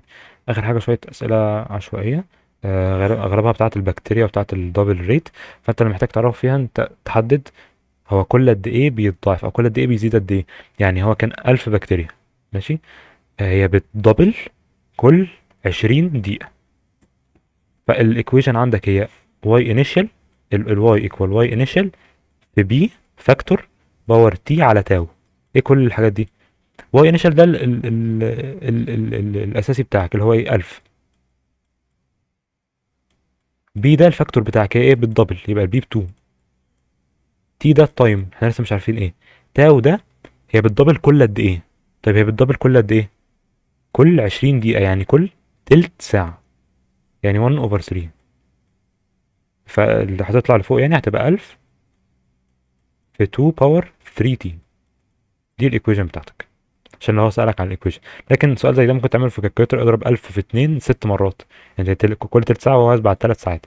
بس هو عايز بعد 3 ساعات اهو، معانا 1000 في 2 باور 3 تي، يعني 1000 في 2 باور 3 تايم 3، هيطلع لك سي.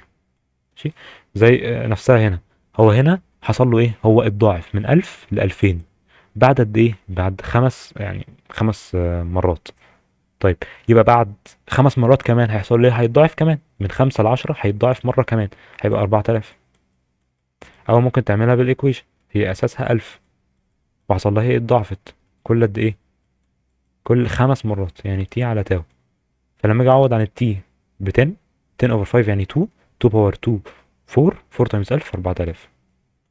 نفس الكلام هنا، الريت كان انيشال بتاعه 100 وبعدين بقى 300 بعد ثانية.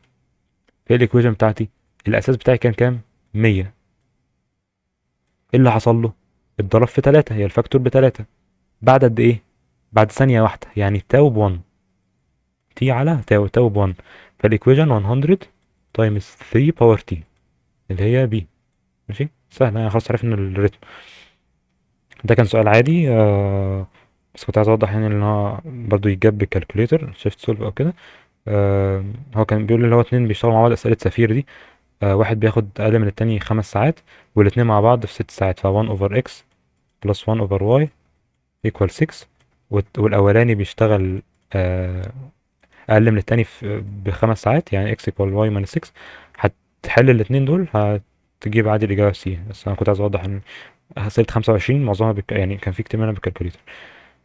برضو بيقول لك ربح الكومباني والكوست بتاعها بايكويشن كذا، والكوست بتاعها كذا، والريفينيو كذا. هو عايز نمبر، هو عايز الفاليو اوف اكس اللي تخلي الكومباني بريك ايفن. بريك ايفن يعني الربح بتاعك او العائد بيساوي الكوست بتاعك. هتساوي الاتنين ايكويشنز ببعض، يعني 50 اكس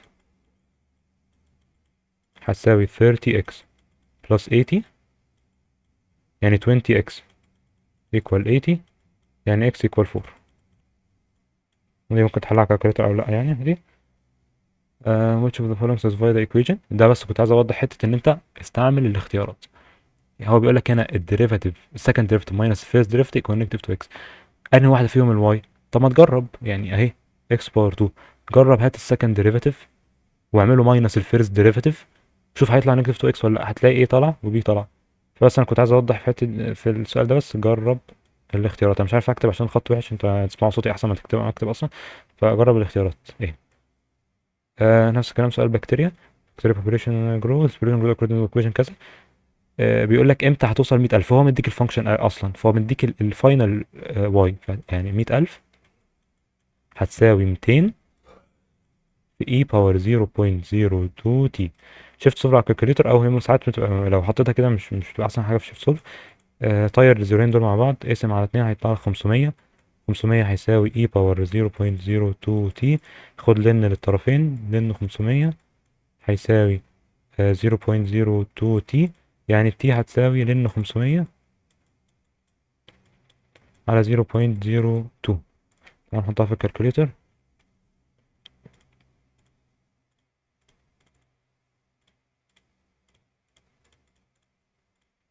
310.73. شكرا. أتمنى ما أكونش طولت عليكم، طبعا يكون الفيديو كان مفيد، وإن شاء الله الامتحان بكرة يجي كويس ونحل جميعا كويس والباقي كله يعدي على خير يعني. والسلام عليكم.